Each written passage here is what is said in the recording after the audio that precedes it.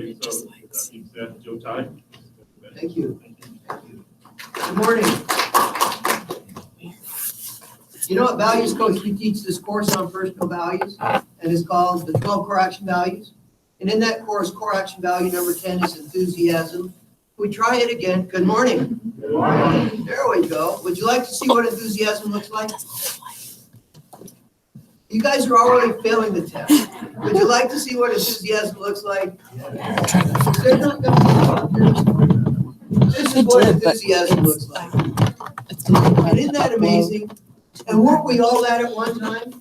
At one time, we all had this unbridled joy, this passion, this, let me at life, I can't wait. We laughed, we smiled, if we fell down, we looked up and smiled again or laughed and got back up. And what happens to us? Where does that go? Why do we lose that? This is known as audience participation right here, okay? Where does it go? What happens to us? We grow up. We run into parents and teachers and schoolyard bullies. Our parents tell us, no, don't play in the street. Our teachers tell us, sit down and shut up and draw within the lines. And the schoolyard bullies call us nasty names like teacher's pet, apple polisher.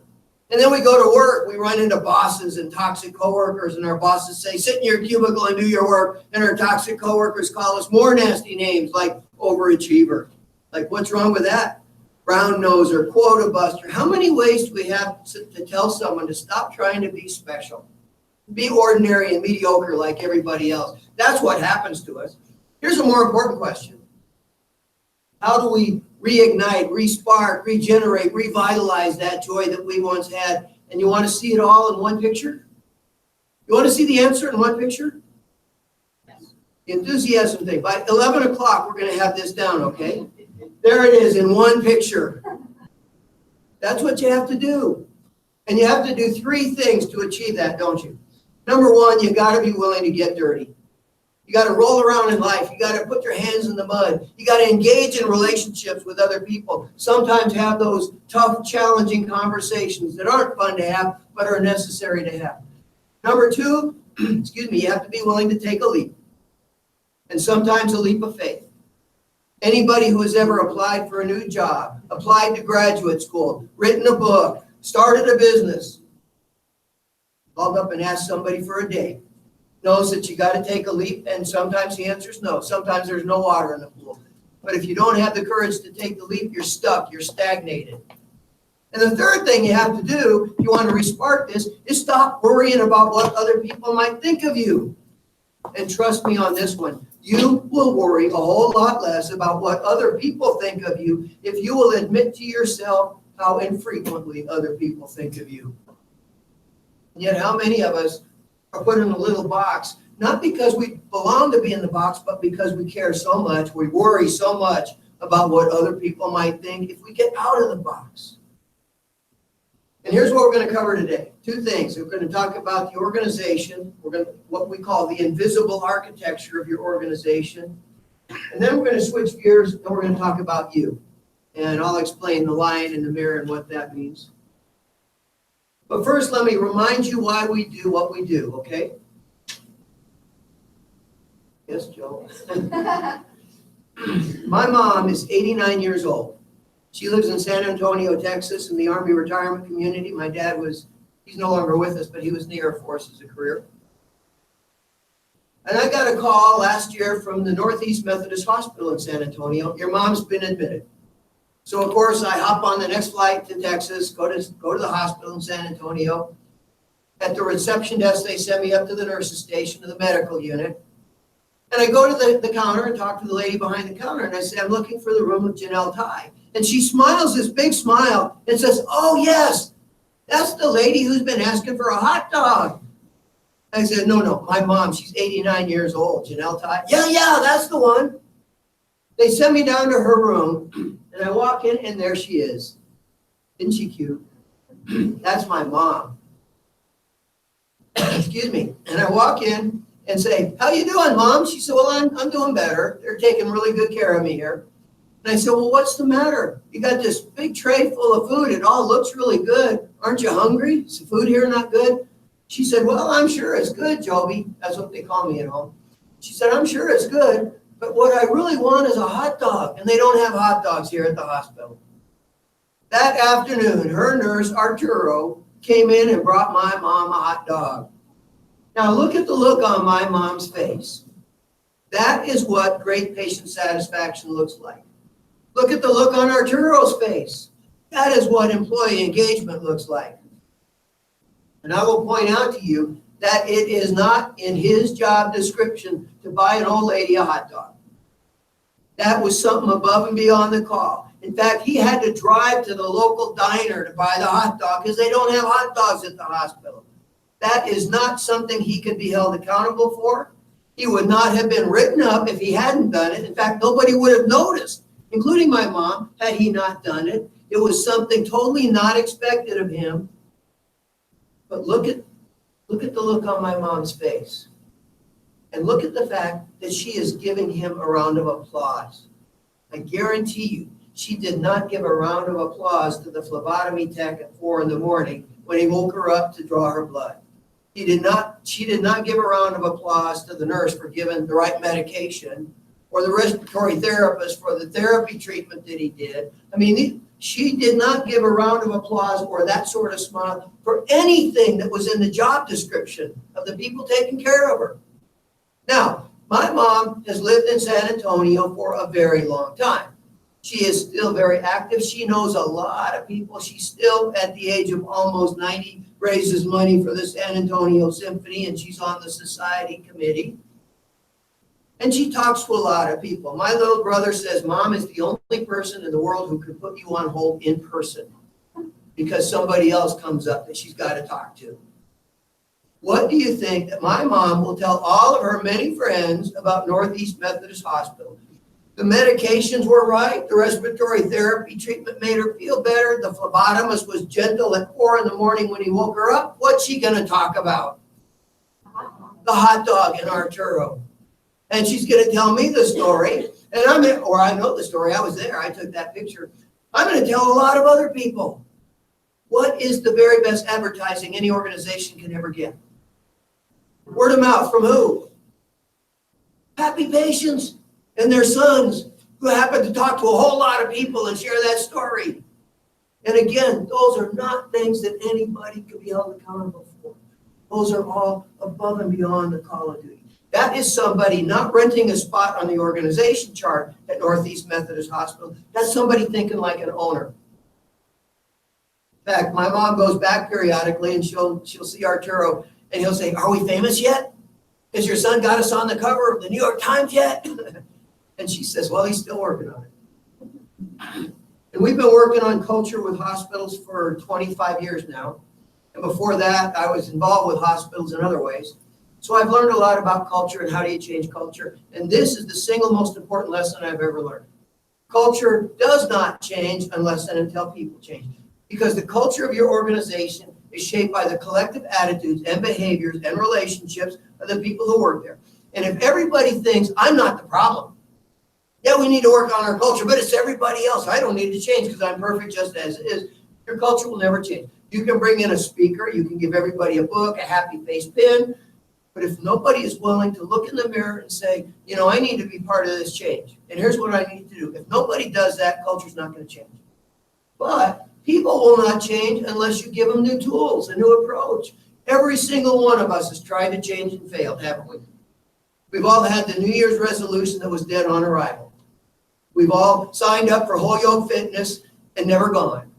This is the year I'm going to lose weight, quit smoking, write my book, apply to graduate school. And the year goes by, and we still haven't done it. What's the definition of insanity?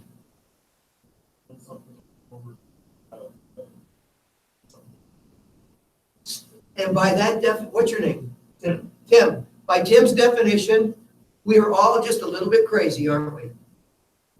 And so part of what we're doing is trying to give you some new ideas for how can you improve your own life and in the process be part of creating a more positive culture here at the hospital. We worked with Fillmore County Hospital in Geneva, Nebraska for years. And their CEO, Paul Udemark, who sadly passed away last year, he sent me a letter. And in that letter, he said, I got a whole new team and I didn't have to change the people because they change themselves. And I've come to see that as the gold standard of culture change. When enough people make that commitment to change their attitudes, to change their behaviors, will have a positive, permanent, and sustained impact on the culture of the organization. So can I tell you about my daughter, Annie? Two of you sort of want to hear, so the rest of you don't have a choice. Annie just got a PhD in neurobiology research with a special focus on cortical spreading depression, photophobia, and migraine headache. I have no idea what that means, but that's what her diploma says. And Annie is one of those kids who was born going 180 miles an hour, just charging through life out of control like a rocket. When Annie was a little girl, about 18 months old, we went to visit my wife's parents who live on Clear Lake in Iowa. And Annie, of course, is racing around the house, tearing things apart, exploring like she always does. She comes charging in through the living room at the only speed she knows, 180 miles an hour. And Grandpa's in there. Now, Grandpa's an outdoorsman. He spends a lot of time on the lake, so he's very tan. He is also as bald as a cue ball. And he's sitting there in his reading chair, got on these little square Ben Franklin reading glasses, book in his lap.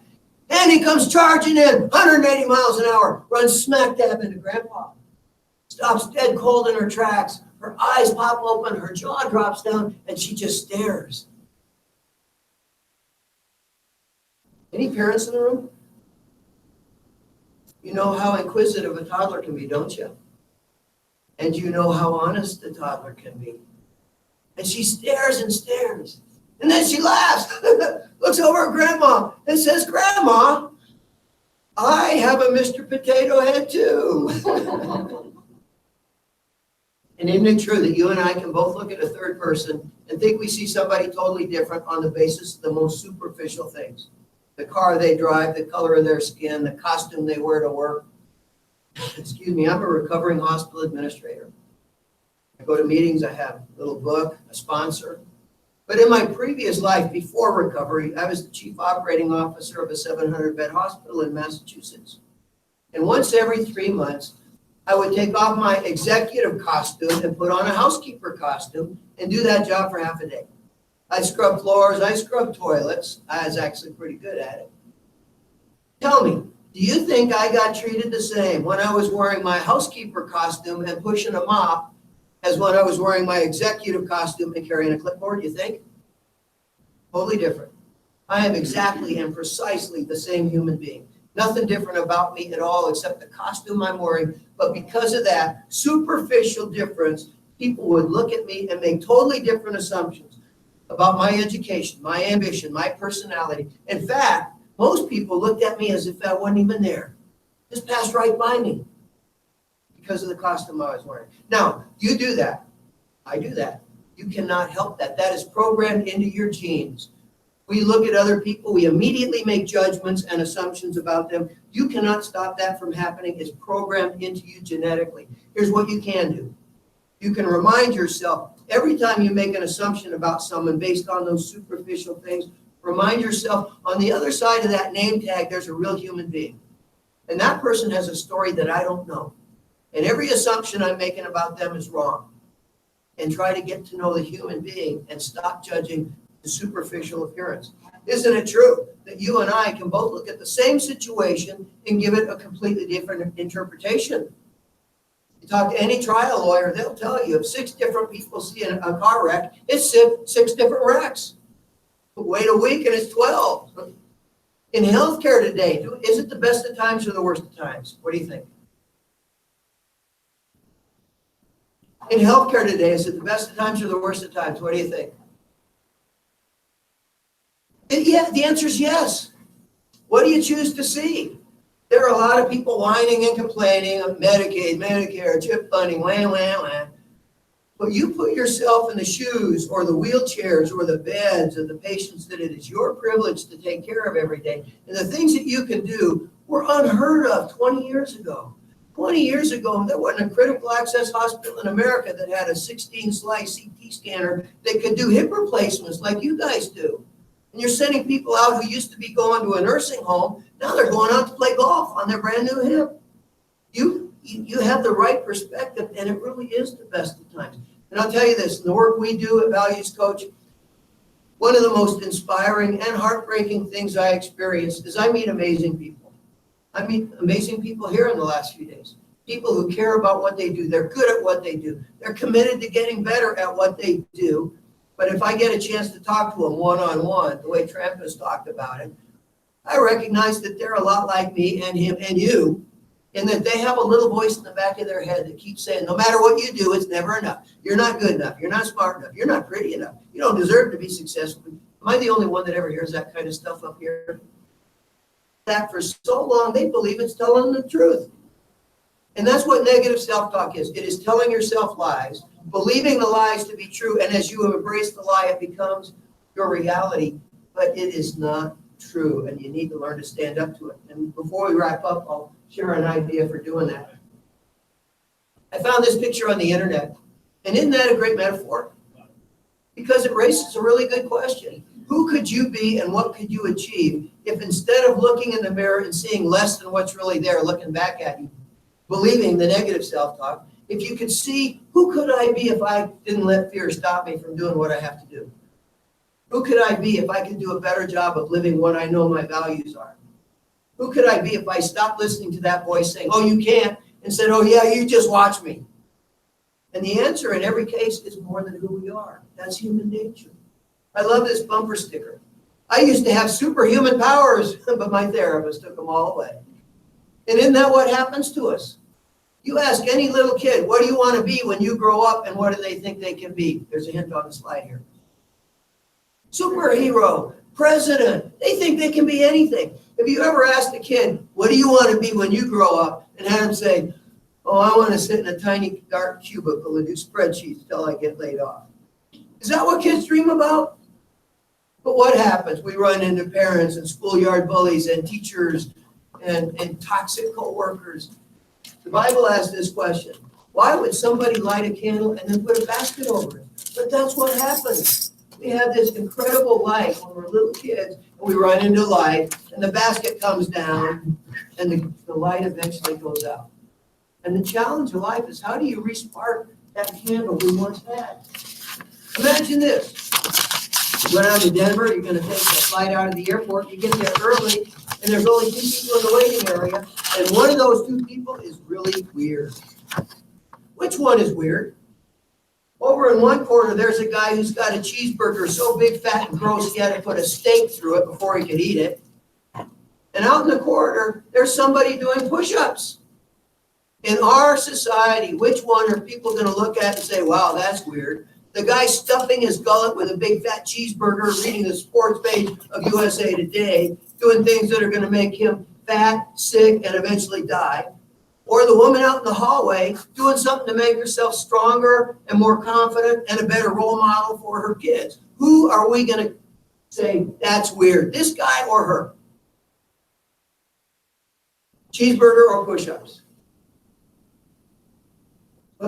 You know, I love your optimism and your idealism, but in our society, you know this, someone's going to walk right by the guy eating the cheeseburger and not even notice. Someone's going to walk by the lady doing push-ups and think that is really strange to be doing push-ups in an airport. And by the way, if you want to test it yourself, if you're ever in a really crowded space, like an airport terminal, and you would like some more personal space, drop to the floor and start doing push-ups. People will move away from you like you got the Spanish flu. I guarantee it. And I was at the American Organization of Nurse Executives Conference last year, and the ANA, the American Nurses Association, had just announced right there in that conference this brand new program they have. It's called Healthy Nurse, Healthy Nation. In the United States, we have 4 million nurses, and on average, they are less healthy than the average person. They smoke more, they weigh more, they exercise less, they sleep less. They're not as healthy as the people they're taking care of. And ANA is saying, that's not good. We need to encourage nurses to be healthier. For one thing, if we could get 4 million nurses to make that personal commitment, they'd set a better example for the other people. They got a huge ovation. Everyone said, yeah, what a great idea. And afterward, I'm out in the corridor and I took that picture. Those are all nurses who have just left that meeting. And what is wrong with that picture? Yeah, not one person. And if you want to be the person you're meant to be, if you want to take the basket off your candle and rekindle that light, if you want to be the lion in your mirror, you have to be willing to take the stairs. You have to be willing to do your push-ups.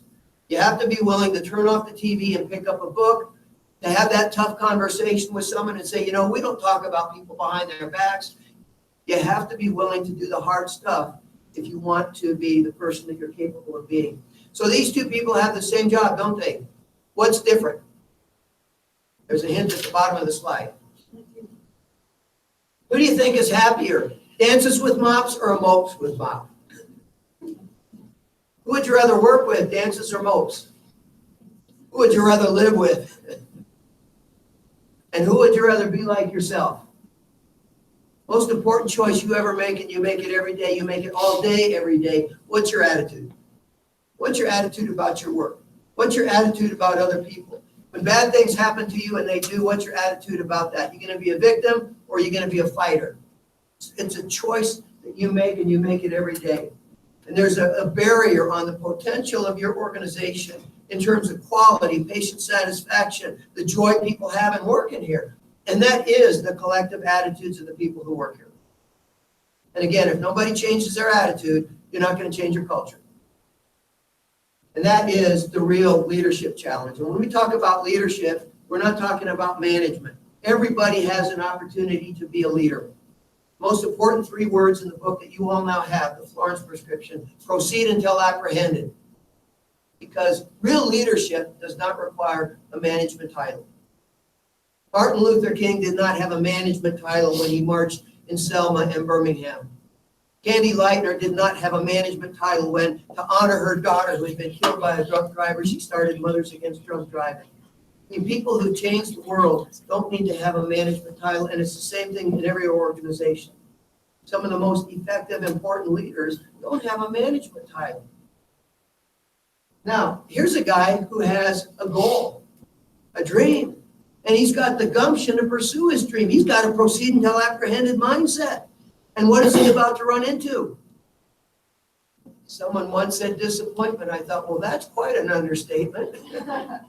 But you know, here's the deal. If that man keeps digging, they're not going to follow him. And there's a great metaphor there. If you want to achieve something important, you're going to run into disappointments.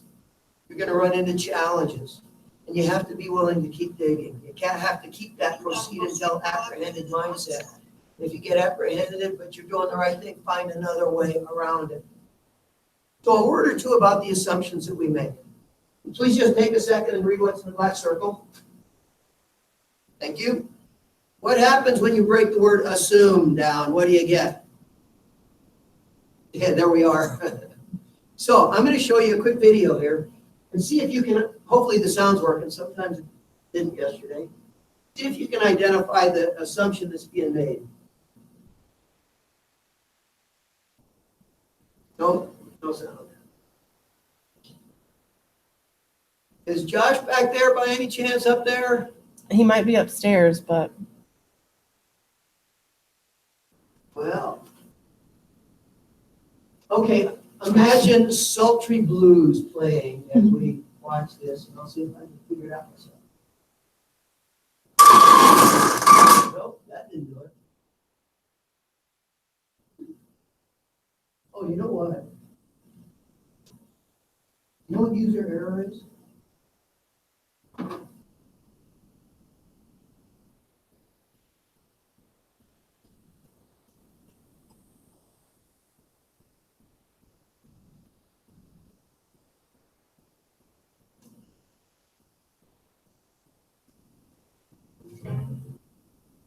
That's user error.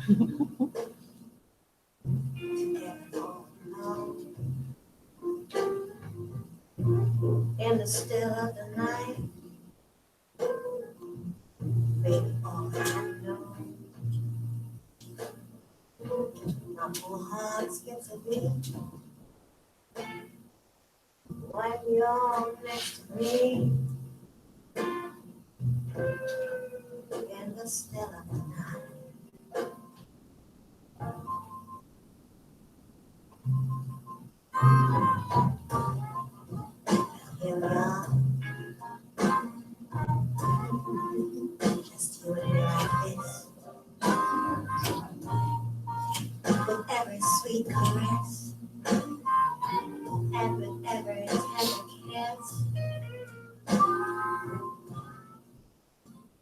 So you make an assumption, it's probably gonna backfire on you. So speaking of assumptions, we keep hearing about the healthcare crisis. When did it begin? Did Obamacare start it? To go back all the way to DRGs and HMOs, Medicare, Medicaid?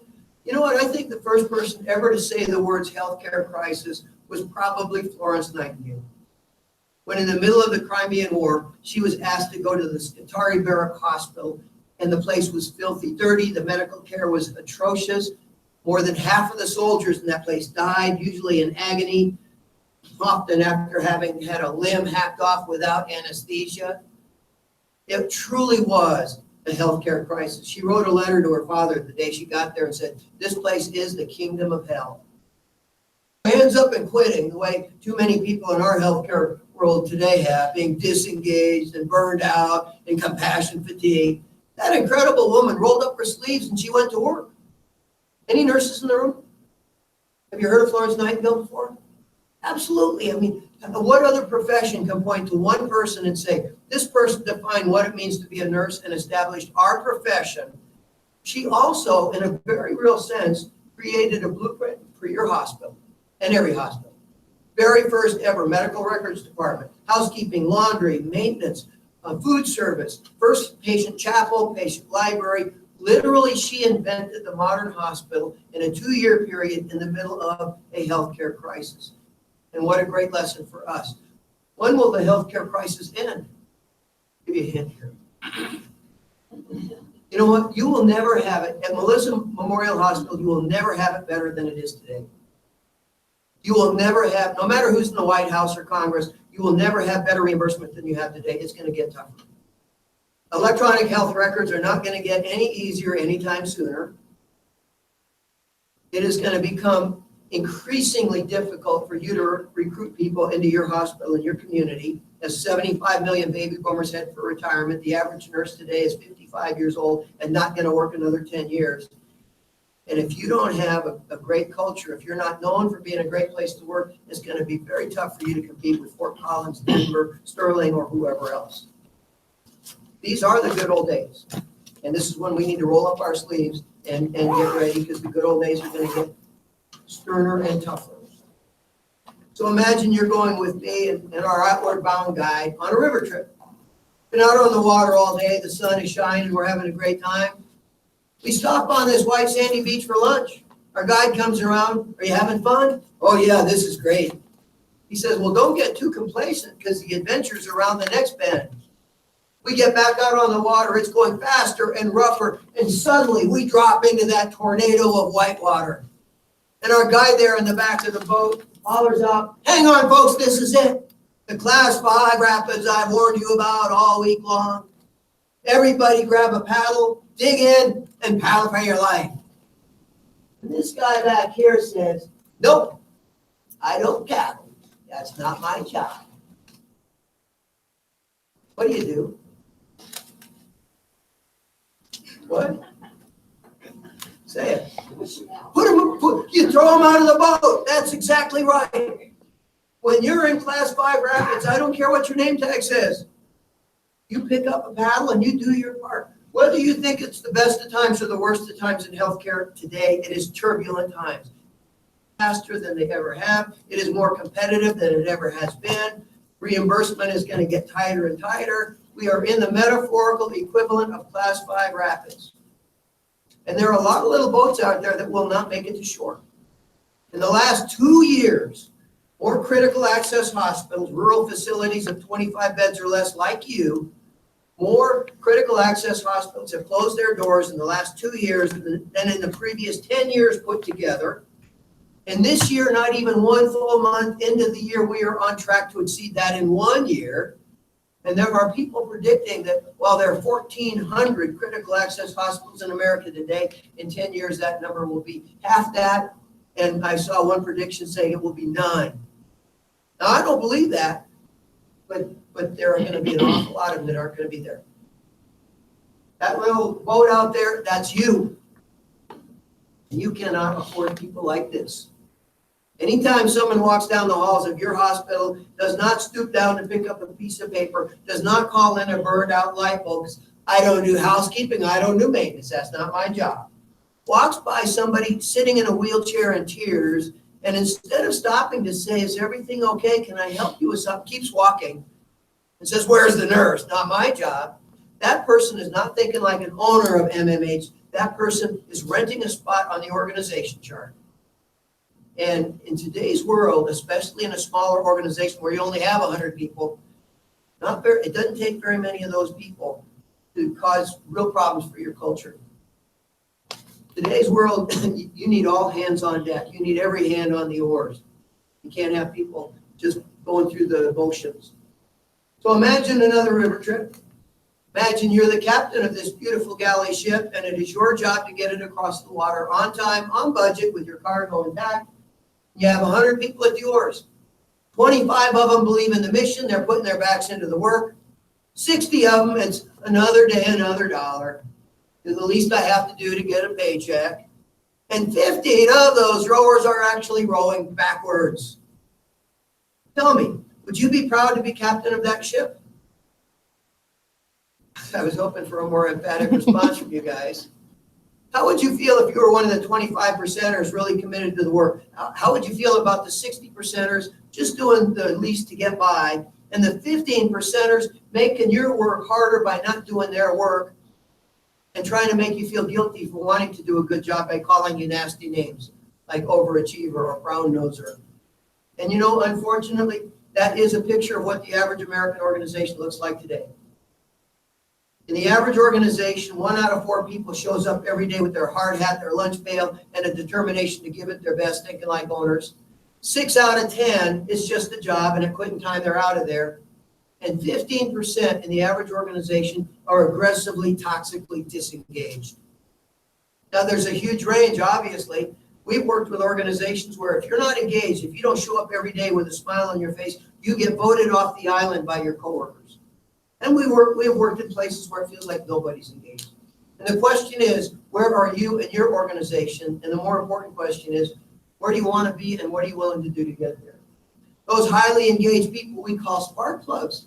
That's what they do. They give a spark to everybody around them. And then you have the zombies. Another day, another dollar, only 15 years to retirement.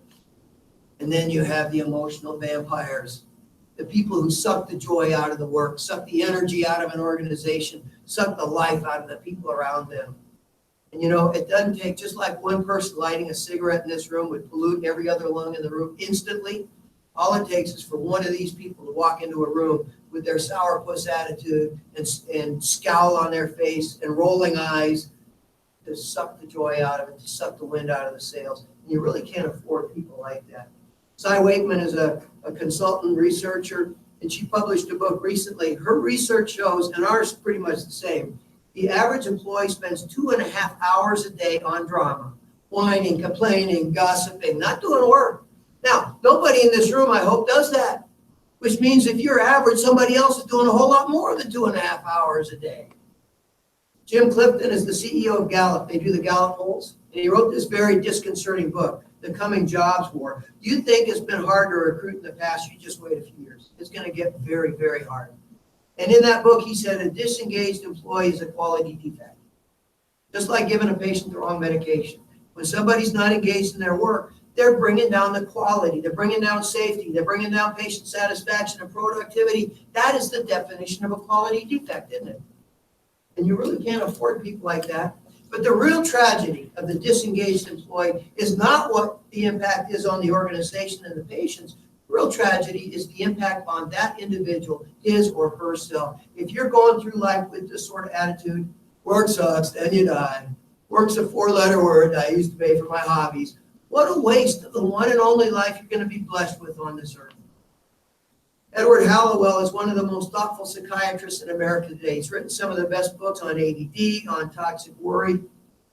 He wrote an article in the Harvard Business Review about employee disengagement. And this is what he said: being disengaged from your work is a leading cause of people not achieving their own personal goals. We see this all the time. The most disengaged people that we visit with are also the ones, their finances are out of control. They're over their head in debt. Their relationships aren't working well. They're not happy at home. And what Hallowell says is they have cause and effect reversed. See, they're blaming their miserable life on the job they hate. And he says the reason their life is miserable is because they hate the job. And if they would get up in the morning, put a smile on their face and go to work with a little more gumption, the rest of their life would start to turn around. You know, if more people had the attitude of Les Brown, the motivational speaker, he grew up in a ghetto, and now he says, every morning when I wake up, I look around my body. And if I don't see a chalk line, I know it's going to be a great day. He also says it's a leading cause of depression. Now, he is not opposed to the use of medication for depression and anxiety when it's appropriate, but he says way too many people are trying to medicate away their unhappiness because they don't have the gumption to get up and go to work with a smile on their face. The United States of America has 3% of the world's population. We use 60% of the world's prescription drugs and 80% of the world's prescription antidepressants. Here we are in the most affluent country in the world, and we're all depressed. Like, what's wrong with this picture? And whether or not you're engaged in your work is not something in your genes. It is not something that your boss can give to you or take away from you. It is pure and simple, a choice you make every day. You pick up your lunch pail and go to work with a smile on your face, or it's another day, another dollar, work sucks, then you die. That's a CEO in training. And that gets me to this journey that I'm challenging you guys and every hospital to make, from a culture that's focused on accountability to a culture that's focused on ownership. Have you seen this video on YouTube, any of you? It's called United Breaks Guitars. Google it. It's really funny. For one thing, you'll enjoy it. This man is Dave Carroll. Dave is the lead singer for a band from Halifax, Nova Scotia, and they were on their way to play a concert in Nebraska. Airplane stops at O'Hare. He looks out the window, and he sees the baggage handlers are throwing his musical gear around. He goes running up to the flight attendant. That stuff is fragile. Would you go tell them to be careful? And she says, nope, I don't do bags. That's not my job. They get to Omaha. He opens the case of his Taylor guitar, and it has been broken, $1,200 worth of damage. He writes, United, you broke my guitar. You owe me $1,200. They write back and say, nope, not our job, not our problem. They give him the runaround for 9 months. Finally, he gets the final no, leave us alone from United. And he says, fine. If you don't reimburse me for the guitar you broke, I'm going to write a song about you. He warned them. And they said, well, you go right ahead. As of 2 nights ago, last time I checked, 32,864,692 people have viewed United Breaks Guitars, volumes 1, 2, and 3. Nearly 130,000 people have rated it an average of 5 out of 5 stars on YouTube. And more than 50,000 people have posted comments, all of which say United sucks.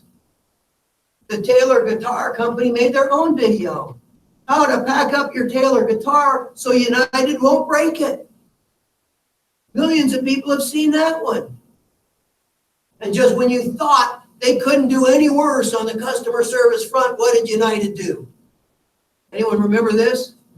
They send a goon squad, a SWAT team, onto an airplane in Chicago to beat up a 69-year-old physician and drag him off by the heels with a broken nose while every other passenger is videotaping it because they wanted to take away the seat he had paid for and give it to a higher priority passenger.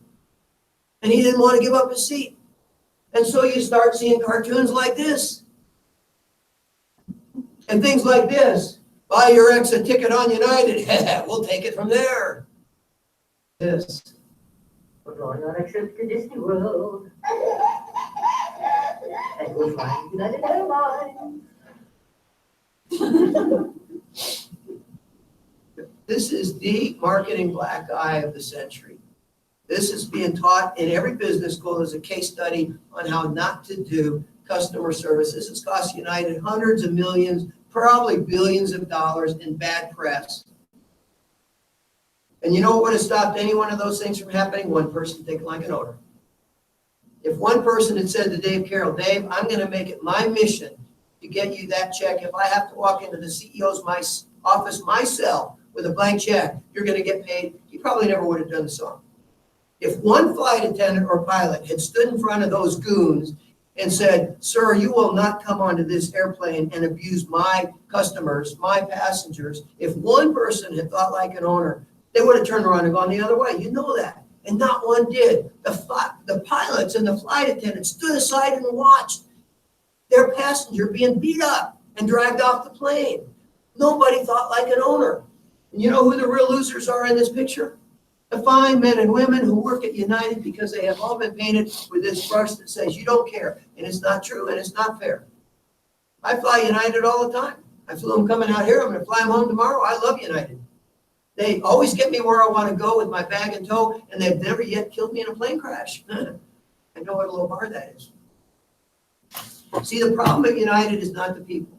The problem at United is a culture. They do not have a culture where anybody's thinking like an owner.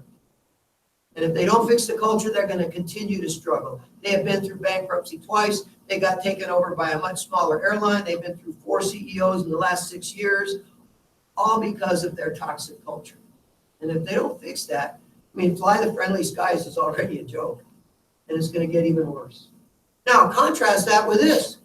I flew into Tulsa a year ago, got there at 5 o'clock. My bag wasn't on the carousel. I go to the American Airlines baggage claim office, and I talked to this young lady. And I explained to her that my bag wasn't there, and she said, no problem. We have a flight coming in tomorrow morning at 8 o'clock. It'll be on that. And I said, well, there is sort of a problem because tomorrow morning at 8 o'clock, I've got a presentation to give that's important for me. And I'd really like to be able to wear a suit and tie and not my traveling clothes.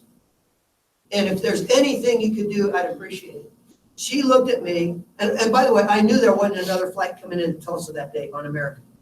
She looked at me and she said, Mr. Ty, that sounds like it's really important to you. I will personally make sure that your bag gets here tonight. Got the phone. I didn't hear the whole conversation, but I heard her use the word shotgun the bag. And now I'm picturing, I got back, I went out to dinner with some of my clients, and I got back to the hotel about 8:30. I went to the front desk, no expectation. Any chance someone from American comes with my bag, and they said, oh yeah, they did already, it's up in your room. Now I have no idea what she did, but here's somebody thinking like an owner. And again, I'm telling lots of people horror stories about United and this wonderful story about American. They're not paying me for this, but that is the best advertising in the world, isn't it? And in today's world with Yelp and Glassdoor and all the other social media sites, all it takes is for you to give one patient a really horrible experience to wipe out a lot of good experiences. Ownership is doing what needs to be done, whether or not it's in your job description. It's buying an old lady a hot dog. It's standing in front of the goon squad and saying, you will not abuse my passengers. It's treating your patients with incredible respect. And here's the deal. When enough people are willing to walk across hot coals on their own, you don't have to hold their feet to the fire. The metaphor that we use for accountability. So I'm going to show you another video here, and I'm going to ask you 3 questions. That's the first one. 3 balls and a strike to count to Brent Johnson. 1 out, top of the 7th inning. Fresno 2, Tacoma 1. Johnson is first year at AAA. From the city deal, that's swung out from the deep end left field line toward the corner, and this ball is going to be. Oh, it's right. It's not Jake Wall. That's the ball girl. Jake Wall in left field can't believe it. And look, she shows him up. She just sort of tosses him the ball. Says, take that, Jake. I don't see you making the effort. Alfonso, the catcher, he can't believe it. Let's look at that replay. Oh, my. What an amazing play. And now look at her sitting there saying, no big deal. Like this. Jake or the ball girl? See, Jake's got a job description. The ball girl's on a mission. Second question, who do you think's a better ball player, Jake or the ball girl? No, Jake. He's on a professional team. They practice every day. The ball girl's an amateur. Third question, what kind of attitude do you want me to experience if I come to Melissa Memorial Hospital for care, Jake or the ball girl? See, I don't know what you're doing to me clinically. I have no way of knowing. You stick a needle in my arm, I don't know if you're giving me the right medication, the right dose. I don't know if you're doing the right procedure. I don't know if I could get it done better somewhere else. I have no way of knowing those things, but I do know how you treated me. I do know how you made me feel. I do know what you're talking about in the break room and out in the hallway. You think I don't, but I do. And what I want to experience, something like the ball girl, not like Jake. So you want to know what 81 out of 100 of you told me about your perceptions of your culture? I can skip right over it if you think it's boring. Would you want me to go through it? All right, first question. I am personally committed to practicing the values of this organization. 99% agreed with that. You have to wonder about that one person, why they disagreed with that. You know, maybe they scored Fort Collins or something. I am personally determined to give my best effort at work every day. And again, almost everybody agreed with that, or strongly agreed. Is that good? This is really a simple softball question. Is that good? Yeah, I mean, it can't get any better than 100%, can it? But here's my response to that. If that's really true, if every single person here meant that, then when you evaluated everybody else, it should still be 100% too, right? Otherwise, you got Lake Wobegon where everybody thinks they're above average. And of course, statistically, that is impossible. We all think we're better than average drivers, but that's not possible. So let's look at the other results. Our people know the values of this organization. Now we're down to 7 out of 10. And almost nobody strongly agreeing. So there is some of this when you look in the mirror. Our people are committed to assuring those values are reflected in how they do their work. Now we're down to 5 out of 10, which means we've gone from knowing the values, 7 out of 10, to actually practicing the values, 5 out of 10. Our culture, this is the most important question. Our culture does not tolerate bullying, toxic negativity, or disrespectful behavior. 6 out of 10 agreed, which means 4 out, by the way, clicking on sure means you don't agree. You know, if you can't agree, you don't agree. So 4 out of 10 people don't feel like you have a respectful culture here. And almost nobody strongly agrees with that. Our people don't just complain about problems, they find solutions. Now we're down to 6 out of 10 not agreeing with that. So proceed until apprehended is not, at least not yet, a part of your culture here. Our managers effectively deal with toxic attitudes and behaviors in the workplace. And now this question had the worst response. And day before yesterday, we had an all-day session with your senior leadership team, actually half a day because of the weather. And we talked about this. And you know what I told them is this is your responsibility to make sure that everybody who works here is protected from bullying and disrespect, and for you to create a culture where those things are not tolerated.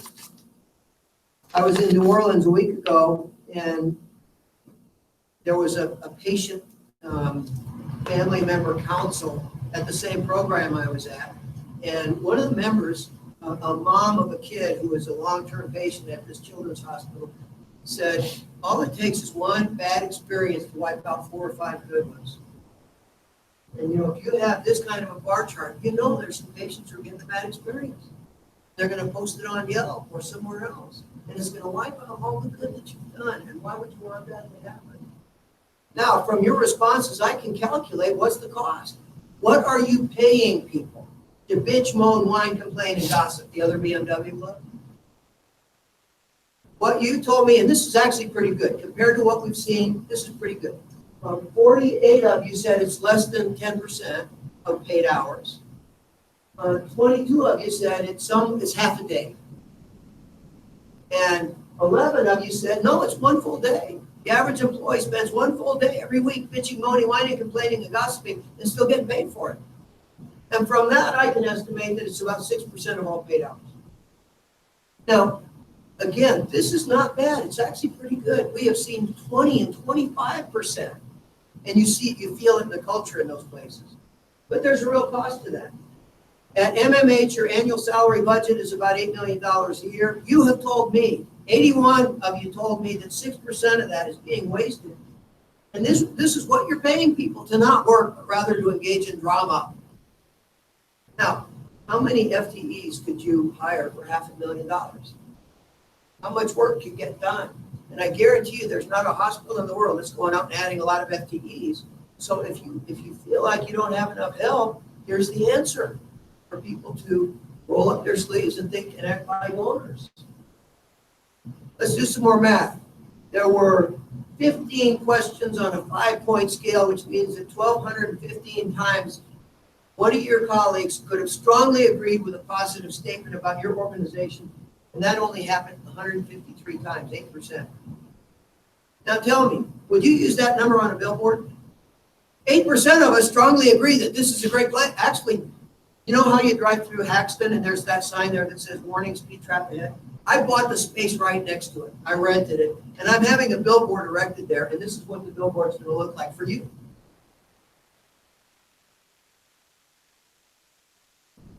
Are you happy with the billboard that I'm gonna put up for you guys?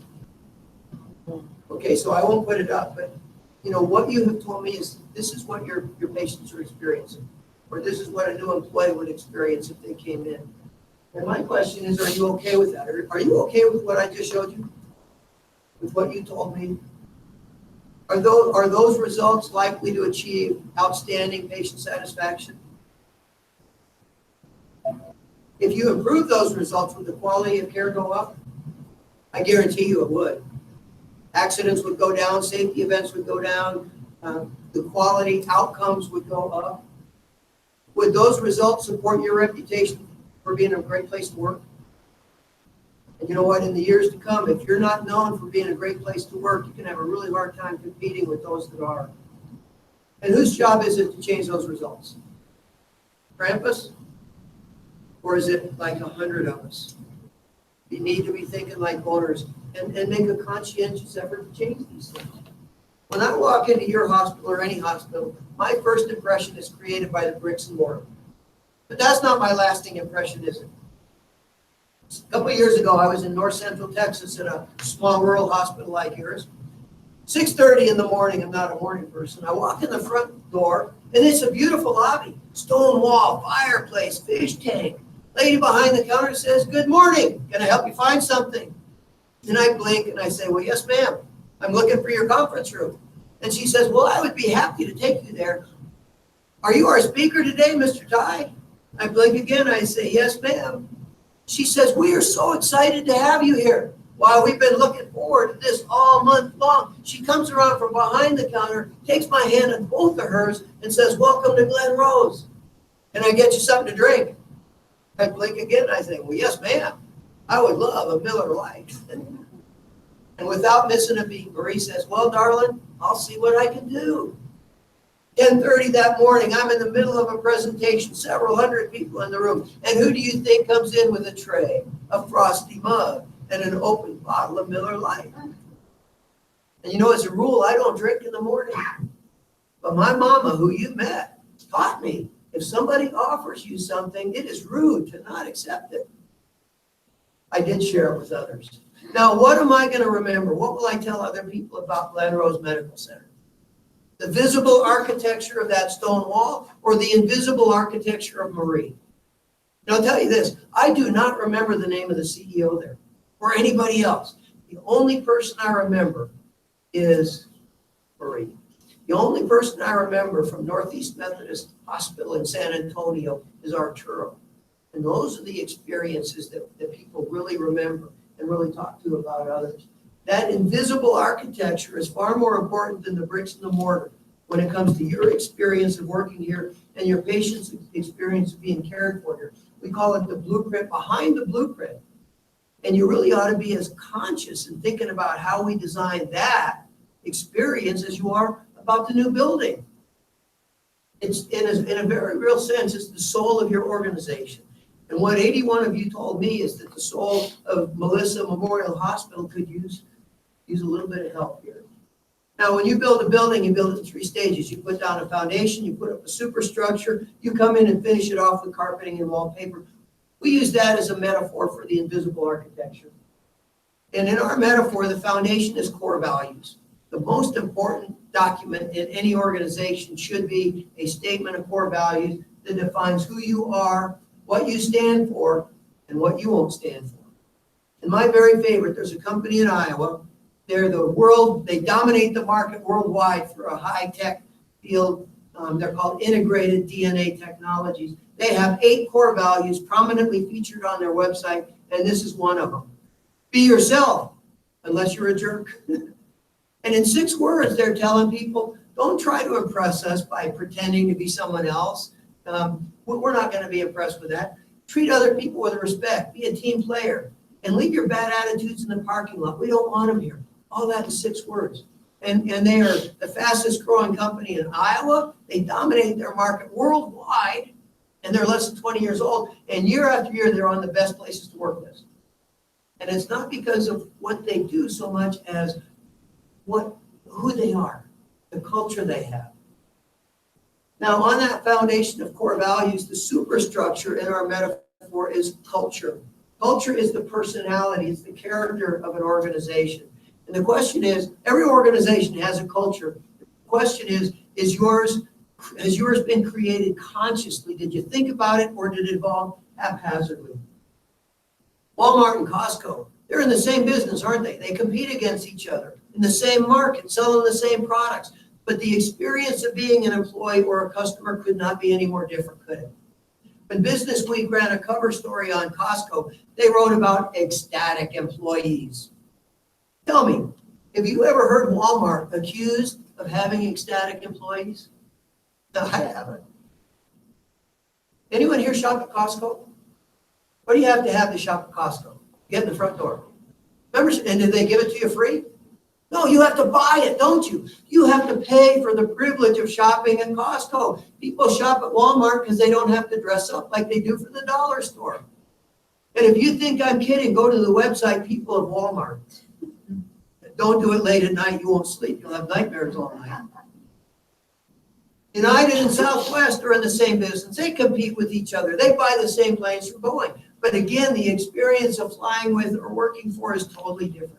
One way that's reflected is in the pre-flight instructions. See, at United, the flight attendants think they have done the job when they read the script, even if nobody's listening. And on United, I guarantee you, nobody is ever listening to the script. At Southwest Airlines, they know that's not why they're paying me, to read something to the air when nobody's listening. They're paying me to get people's attention and make sure they listen. And if you have David Holmes here do it as a rap song, he will not let you ignore him. And someone's going to pull out a cell phone, videotape it, put it online. It's going to get picked up by CNN and other news outlets. And Southwest gets millions of dollars of free advertising. Oh, by the way, David Holmes is no longer a flight attendant. He's been promoted because of his buying a hot dog, doing a rap song. My favorite is a Southwest Airlines flight attendant who does this. She says, "Ladies and gentlemen, I want you all to know that today we have a very special passenger flying with us. John Taylor's on board. It's his birthday. He is 102 years old today." And you know what they told me when they wheeled him on this morning with his O2 tank? This is the first time in his entire life he's ever been on a jet airplane. So folks, on your way out, would you all kindly stick your head in the cockpit and say happy birthday to your pilot? Now tell me, with that introduction, are you going to listen to the safety instructions? And we put a lot of thought into what does it take to make a great culture, and it's 3 things. 6 words. If people are emotionally positive, if they're self-empowered, if they're fully engaged, you will have a great culture. You will be a great place to work. Your patients will be very happy with the care they receive here. And so all of you have this handout. It's a certificate of commitment that you personally would make to work on those 3 things, to be more emotionally positive and self-empowered and fully engaged. And if you're willing to make that commitment, I'd encourage you to sign it. And here's what we're seeing in hospitals everywhere. We're seeing people, they have parties, and they sign them and post them. They post them in public places. Hospital in South Carolina, not only did each employee on the unit sign it, they put their pictures next to it where patients could see them, these commitments. The same thing at a hospital in Maine, West Texas, Salmon, Idaho. If you think it's hard to get to Holyoke, Colorado, try getting to Salmon, Idaho someday. Grinnell, Iowa.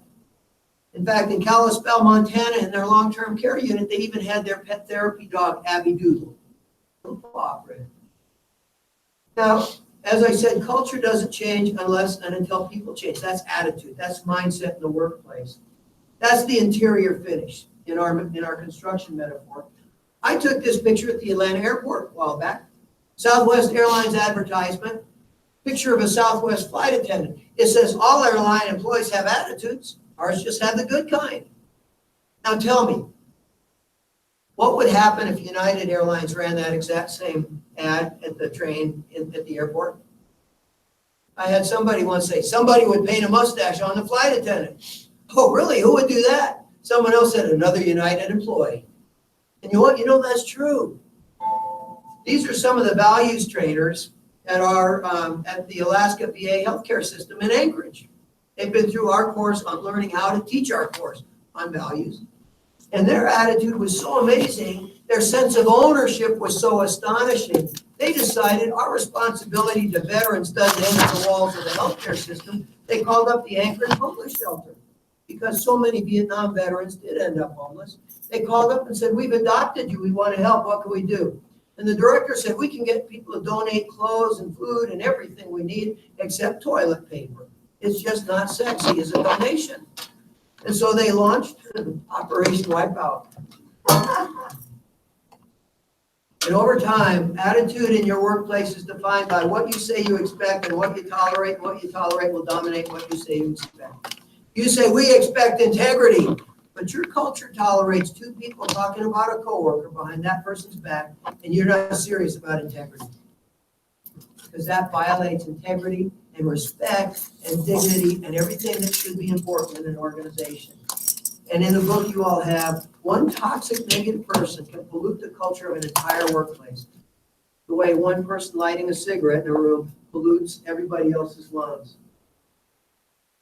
And the truth is that you cannot be a negative, bitter, cynical, sarcastic pickle sucker, looking like you've been sucking on a dill pickle in the break room, and then walk into a patient's room and somehow flip a switch. Yeah, I help you. I had the time. And tell me, do patients see right through the fraud? You talk to patients, they'll tell you. You can tell the ones who care about what they're doing and the ones who are just here for a paycheck. They see that.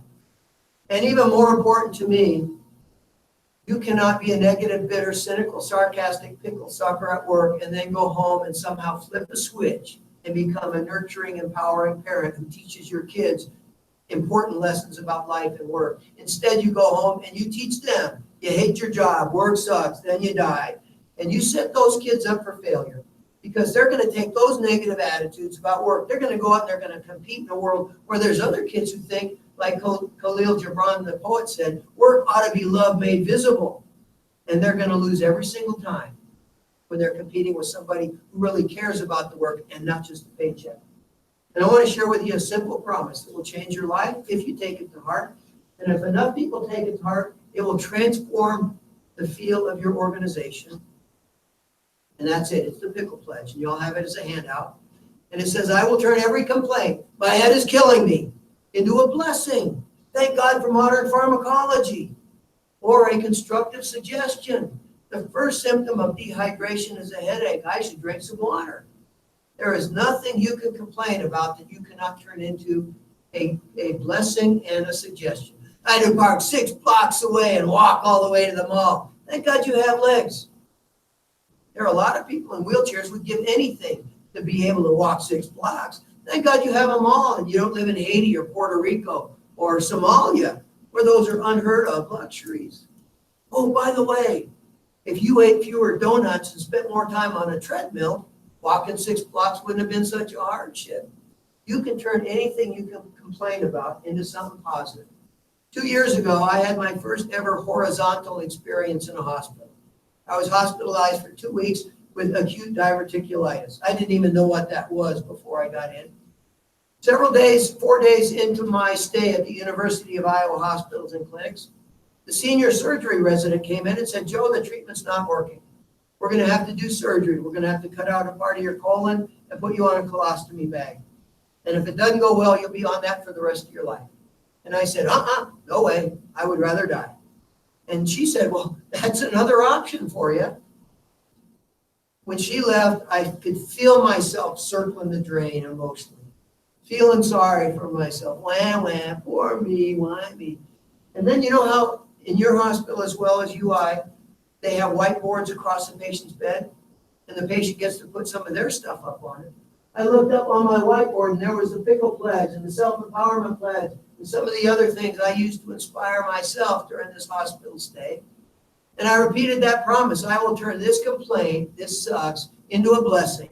These people in this hospital saved my life. I would have died without the treatment. Thank God for morphine and lots of it. Oh, and there's something I can do. I didn't know what I could do. The only thing I could think of is I grabbed my IV pole, and on the top of my IV pole, I had all 7 wristbands, which you now have a set of, or we'll get one on the way out. And I repeated all 7 promises from that to myself. And I started walking. I dragged my IV pole around the nurse's station, and I walked all night long. And as I walked, I talked to myself. I talked to my colon. I said, shape up down there. I don't want this to happen, and you don't. And if it does, no more pizza, no more cheeseburgers. Shape up down there. The next day, I walked a little farther. And the next day after that, I walked a little farther. A week later, I walked out of University Hospitals with my colon intact. It is still intact. Now, I'm much more careful about my diet than I used to be. I do my sit-ups. I try to do them every day anyway. And I'm absolutely convinced that as important as the medical care was, just as important was my decision to change my attitude about what was happening. And I'm absolutely convinced that had I let myself fall into that, oh, poor me, I'd have had the surgery, I'd have had the colostomy bag. And you know what? I talked to the surgeon later, and she agreed. So we are taking this promise and turning it into the pickle.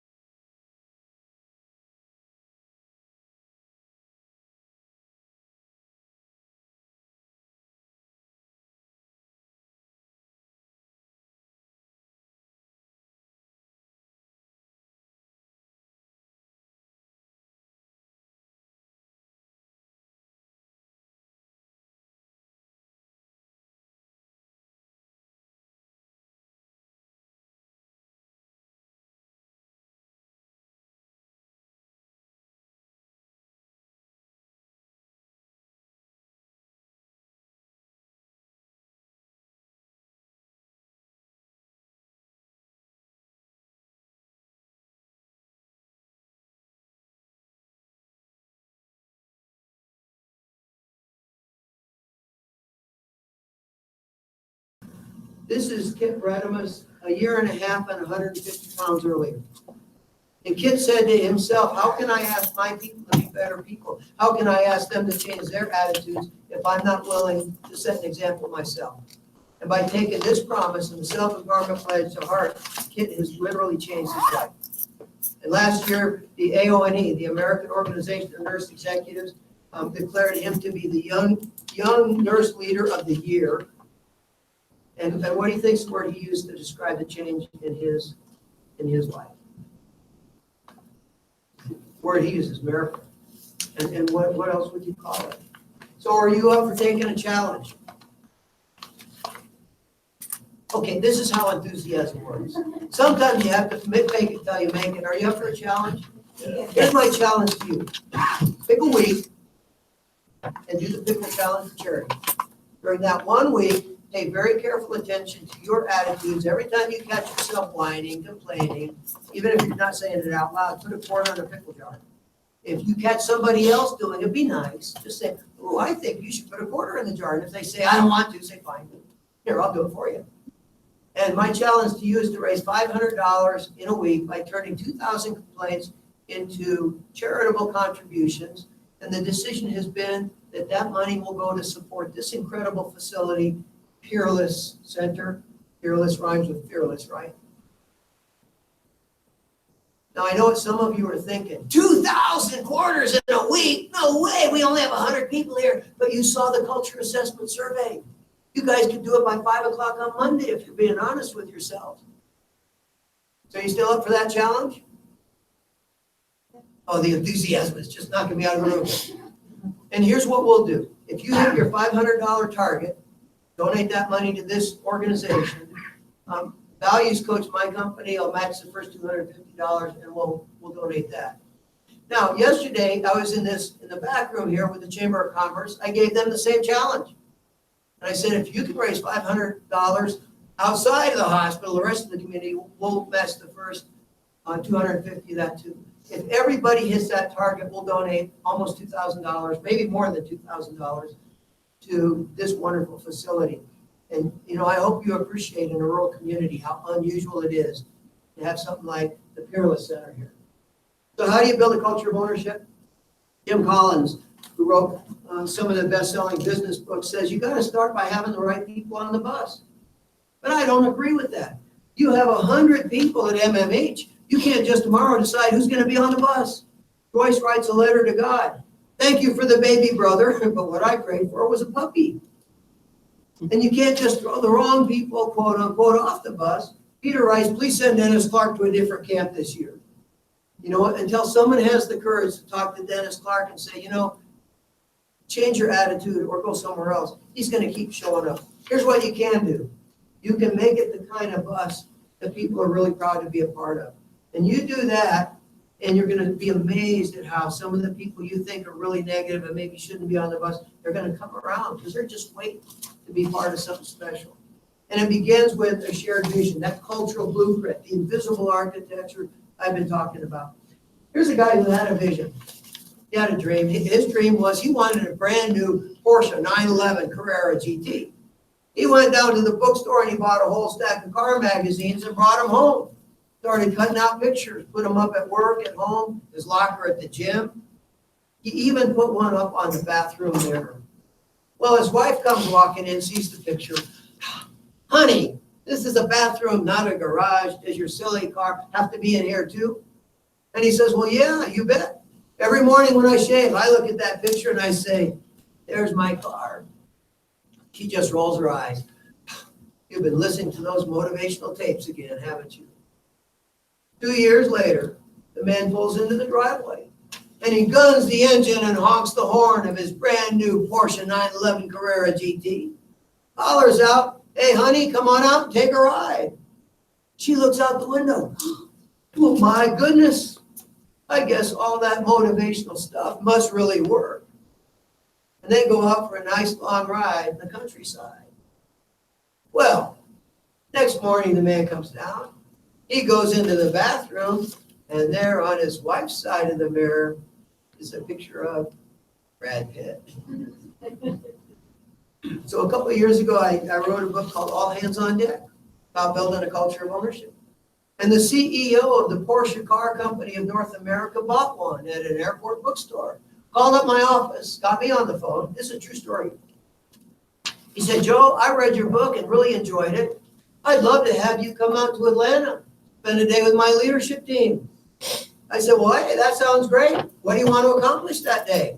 So he talked about his goals. We looked at calendars, got a date picked out. Finally, he says, so what's all this going to cost me? And I said, you know, here at Values Coach, we're a small, scrappy company, and we believe in barter. I'll give you a full day of my time, all expenses covered, all the books your guys can read. You give me a Porsche 911 Carrera GT. You have a lot of them, and you wouldn't miss just one, and we'll call it a wash. Now, there's some important lessons here. One is you have to know what you want. What kind of a culture do you want to have in this organization? What do you want to feel like when you go home at the end of the day? What do you want to be able to expect from your coworkers? What is it you want? But number two, you have to be willing to ask, and sometimes ask courageously. You may need to go to another coworker and say, you know, we're really working hard to create a more positive culture. And every time you talk about somebody behind their back or whine and complain instead of finding a solution, you just sort of take the wind out of the sail. So I'm asking you to be a part of it. And here's the thing. When you know what you want, and when you have the courage to ask for it, sometimes against all odds, the answer is going to be yes. See, I knew what I wanted, and I asked, and he said yes. And I am now the proud owner of a Porsche 911 Carrera GT that has a special custom racing package that you ordinary mortals cannot get. Would you like to see it? Here it is on my bookshelf. So there's a third lesson there, right? It's not enough just to generally know what you want. You need to be specific. You don't just say, we expect integrity. You would say, we expect integrity, and here's what we mean by that. You don't talk about coworkers behind their back. If you say you're going to do something, you do it. And if you can't do it, you come explain why. You be specific about it. So let's shift gears in our last 45 minutes together and talk about you. Remember what I said. Culture does not change unless and until people change. And that is one attitude, one person at a time. And remember this picture.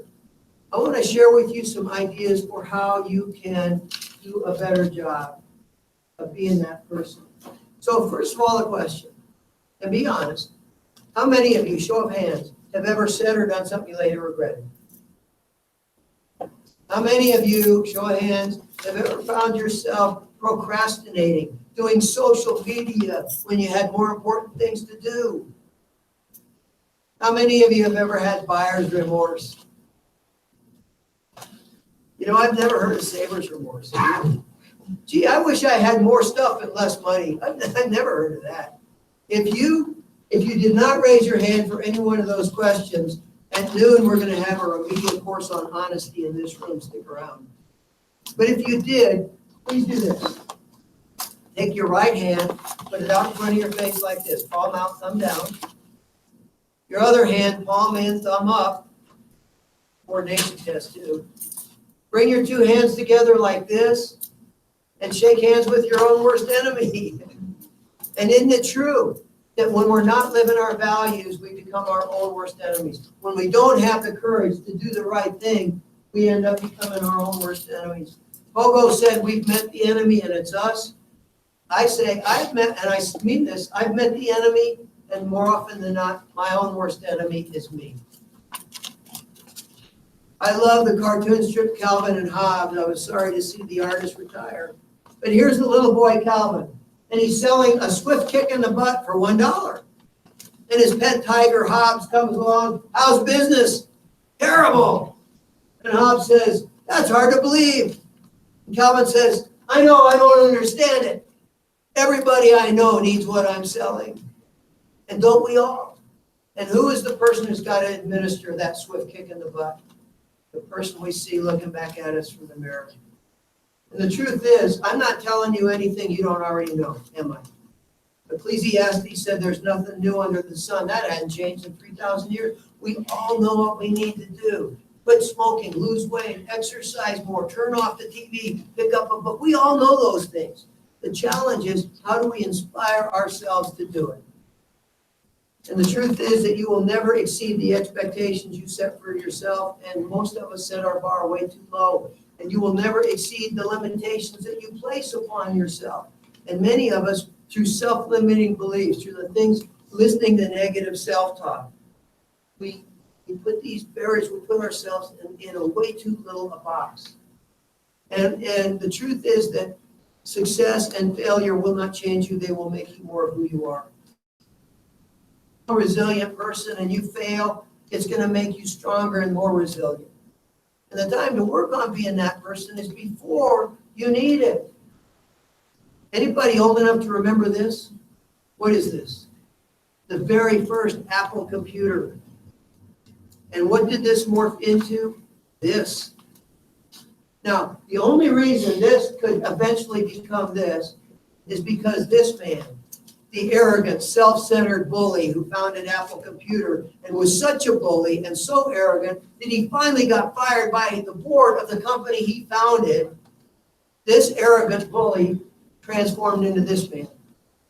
And when he came back to Apple Computer after having been fired, he was a different man. He was still driven.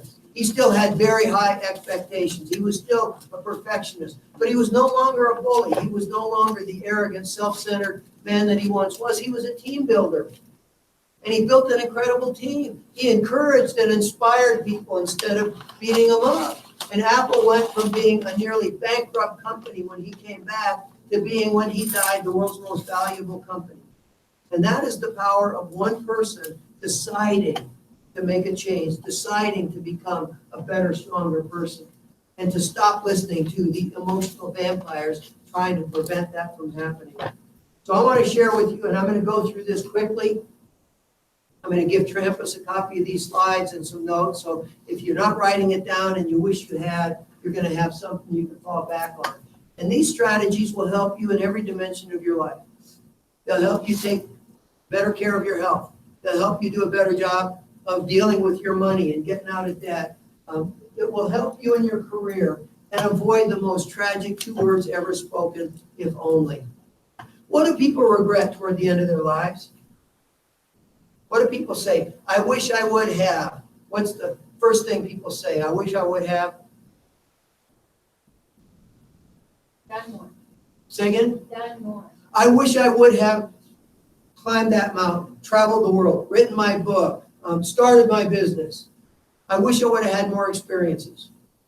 The first thing, that's the second most frequent. The first is, I wish I would have. Now that's sort of what she said, had the experiences. That's the third one. I wish I would have spent more time with friends and family. That is the number one regret people have. I wish I would have spent more time on relationships and less time on all that other stuff. So relationships, experiences, finances, and the fourth one, if I'd have known I was going to live this long, I would have taken better care of myself. And the fact that you know, without doubt you know, those are going to be the things you're going to regret. They are. Now you can ask yourself, what can I do to minimize those regrets? And if you do those things, you will have fewer regrets, because nobody on their deathbed ever says, I wish I would have watched more television. They say, I wish I would have spent more time on relationships and experiences and taking care of myself and taking care of my finances. And so I want to share with you these 7 strategies. And number 1, be very clear about what your own personal values are. I get the chance to talk to lots of people about values, and I'll ask, tell me what your values are. And I know that every one of you has good values. I also know most of you have not put a lot of thought into what those values are. Most of you have not looked at your checkbook register and your calendar on a daily basis to see how are my values being reflected in how I spend my time and money. And what I want to do is, I mentioned this course on the 12 core action values. We teach it as a 4-day train the trainer course, and our trainers teach it as a 2-day course. I'm going to give you about a 10-minute quick overview, just as a way of challenging you to think about what your values really are. And the way we started this course, the question I started with almost 20 years ago is, what are the values that are universal? No matter what your religious beliefs or non-beliefs, no matter what your politics, your ethnic background, no matter how you make a living, what do we all aspire to? And I identified 12 values. And the rest of the course is, how do you put action into those values? And over a lifetime, the goals that you achieve, the contribution you make in the world, and the person you become, more than any other single thing, will be guided by the values that guide your life. And the most important investment you can make in yourself is often thinking about what those values are. These are fridge magnets made by the team at one of the critical access hospitals in Wyoming that we've worked with, one for each of the 12 values. And each month, every employee got one of those fridge magnets as a reminder. And the first 6 values have to do with creating a solid foundation of personal character strength, beginning with number 1, authenticity. The greatest triumph of the human spirit is to become the person you're meant to be. And the greatest tragedy is to pretend to be somebody else because you think you'll make more money or because you'll impress other people. And I love this statue. It's actually not far from here in Boulder, Colorado. An artist named Bobby Carlisle carved this statue. And it's a statue, it's called Self-Made Man. And the man has a hammer in one hand and a chisel in the other, and he's carving himself out of a big block of stone. And that's what life is all about. Carving away those parts of you that you're not proud of and building up the parts of you that are you as your best self. The question is, do you want to be one of a million or one in a million? It's easy to be one of a million. Eat your cheeseburger, read USA Today, watch a lot of TV. You'll be just like the rest of Americans. It's hard to be one in a million because you got to take the stairs. You got to do your push-ups. You got to have the courage to have those difficult conversations. One of the questions we ask people in our course is, what would you do if every job paid the same and had the same social status? That's a really powerful question. We have seen people make incredible changes in their life when their answer is something totally different than what they're doing now. And the question is, how do you build a bridge from where you are to who you are? One of my favorite examples of this, true story, there was a young man living in London, living with his mother as he was going to school at the London School of Economics. He also played in a band with some of his buddies. And one day he came home and he said, Mom, the boys and me, we've been talking and we're gonna do this music thing full time. I'm dropping out of school.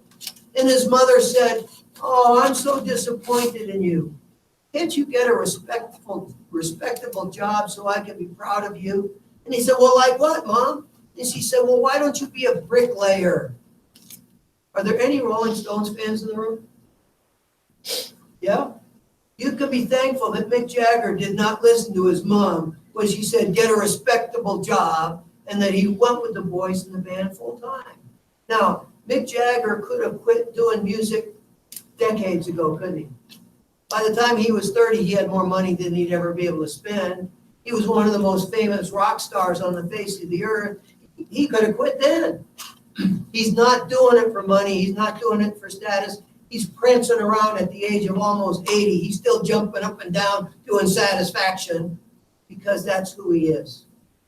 And you know, if you want to be who you're meant to be, you got to be willing to do those things. Take the stairs, do your push-ups. Core action value number 2 in our course is integrity. Henrik Kramer was a pastor in Denmark during World War II. Some of his parishioners came to him. They had been hiding Jews from the Nazis at great risk to themselves and their families. And they went to him and said, we're frightened. What should we do? And he said, if you know who you are, you will know what to do. And that's that bridge from authenticity, knowing who you are, to integrity, doing the right thing. And when you lack integrity, it is a very short step to a very hard fall. Any of you ever heard of a tiny company in Houston called Enron? Enron used to be a really big company, 40,000 employees. Today it's a tiny little shell of a company. Why? Because they crashed and burned because of all their unethical behaviors. And thousands of people knew what was going on. And they had to choose between two values. They could be loyal to the company or they could be honest. And at Enron, to be loyal meant to be dishonest. You had to look the other way at all the stuff you knew was going on. And to be honest meant to be disloyal. How about this guy? You know who that is? Lance Armstrong. One day he was the most admired athlete on the planet. Conquered cancer, won 7 Tour de France's, denied ever having used performance-enhancing drugs. And then it turns out that he was a cheater, he was a liar, and he betrayed everybody. He betrayed his teammates. He betrayed all the people who donated money to his Yellow Wristband Foundation. He even betrayed his mother, who had written a book about how wonderful he was and was out on the speaking circuit. And he stabbed his own mother in the back with his lack of integrity. Core action value number 3 is awareness. Going through life on autopilot is a way of missing out on so much. And so many of us do. And to be awake, to be aware, to not get crushed between the fears of tomorrow and the regrets of yesterday, but to actually live in the moment today. I used to put on conferences called Never Fear, Never Quit. One year we had these 2 mountain climbers come, Alan Hobson and Jamie Clark. They had summited Mount Everest, but it took them 10 years and 3 tries. They had to raise $10 million. And what Jamie told us, he said, if we were just doing it to say we summited Everest, it would have been a really bad deal. For every 1 minute at the top of Everest, we got to stay up there for 10 minutes. For every 1 minute, we had to give up a year of our life and raise $1 million. We had to be passionate about the whole journey. We had to be passionate about walking up and down the steps of the tallest skyscraper in Calgary with heavy packs, because that's how we trained. We had to be passionate about spending the night in a meat locker, because that's how we tested cold weather gear. We had to be passionate about asking other people for money to help support our cause, because that's how we paid for it. And if all we were interested in was the destination and not the journey, it would have been a really bad decision. And core action value number 4 in our course is courage. Fear is a reaction, courage is a decision. And the physical symptoms of terror and exhilaration are exactly identical, aren't they? Sweaty palms, racing heart, shallow breathing. The only difference is the name you give to the symptoms. And if you call it terror, it's likely to paralyze you. If you call it exhilaration, it's going to galvanize you. I love this cartoon, man standing in jail, hanging onto the two bars. And there's only two bars. You could go that way or that way. And that's what fear will do to you. When you're fixated on the fear, you don't see the opportunities. Core action value number 5 in our course is perseverance. Fear is a reaction, courage is a decision. Perseverance is making that decision every day. It's courage that endures. A couple of years ago, I was asked to speak at the annual conference of the Arizona Hospital Association. And that was their theme, between a rock and a hard place. You know the story? Aaron Ralston, young man out hiking in Canyonlands. He's in this narrow slot canyon. 800-pound boulder falls down from above, lands on his arm, and traps him there for 5.5 days. And how does he finally escape? Anyone know? Cuts off his own arm. With what? A pocket knife. Tell me, is that a happy theme for a conference? And there were all these long faces. Oh, this is so hard. You can't get them every day. Can't get this. And I had to point out to all these long-faced administrators that the story has a happy ending, doesn't it? Against all odds, Aaron Ralston escaped with his life. That is a happy ending. Because of the magic you do at your hospital and every hospital, they saved his life and gave him a brand new arm. Now he's doing all the stuff he used to do and more. That is a happy ending. Oh, he wrote a book. It became a movie. Now he's rich and famous. See, in every dimension, the story has a happy ending. But why? What one thing did not happen in those 5.5 days that allowed there to be a happy ending at the ending? What did he not do? Give up. Had he given up, he would have died. And that's a great metaphor for us. Every great accomplishment at one time was the impossible dream of a dreamer who simply did not quit when it got tough. And the bigger your dream, the more challenges you're going to run into. Core action value number 6 in our course is faith. And when we talk about faith as a value, we're not talking about religion. We're talking about the faith everybody needs. Faith in yourself, in other people, in the future, and hopefully something bigger than the almighty dollar. And if you don't have faith in yourself, it's really hard for you to have faith in other people or for other people to have faith in you. And the problem is, when you most need faith, when you're down there in the slot canyon with the boulder on you, that's when it's hardest to find. And the time to work on having that faith in yourself, in other people in the future, is before you need it. Now, the second 6 values in our course have to do with taking action, building on that foundation, beginning with purpose, having a sense of purpose. Back to our statue, the work that you choose to do, the attitude with which you choose to do that work, that's the hammer and the chisel that you carved your statue. And having a sense of purpose helps you build a great statue. And when you don't, when it's just a paycheck, you're carving a little bobblehead on the dashboard. And too many people, you know Dilbert, the cartoon strip? Dilbert hates his job, hates his boss, hates his customers, and his biggest fear is losing the job he hates. If that's not neurotic, what is? And the more clear you get about what your purpose is, the stronger your vision is going to be. Thoreau, the great writer, said, build your castles up in the air. That's where they belong. Now put foundations under them. Have a big dream, but be willing to do the work. Another author, the guy who wrote Little Prince, in one of his other books, he said, a rock pile stops being a rock pile when somebody with a hammer and a vision of a cathedral comes in that direction. That is the power of having a vision. This is my screensaver. Have a goal so big that you cannot possibly achieve it without becoming a bigger person yourself.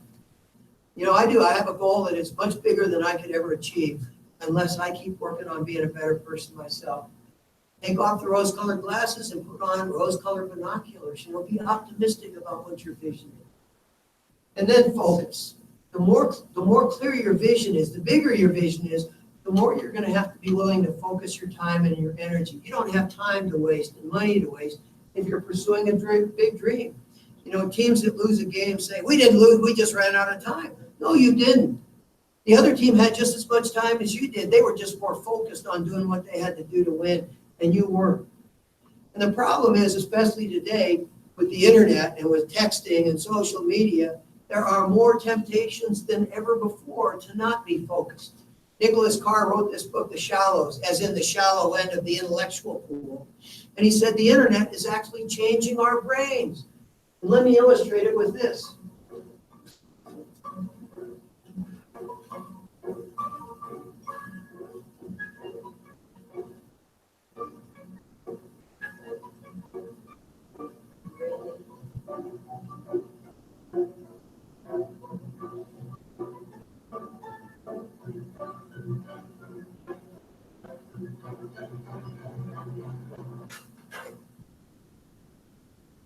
Really?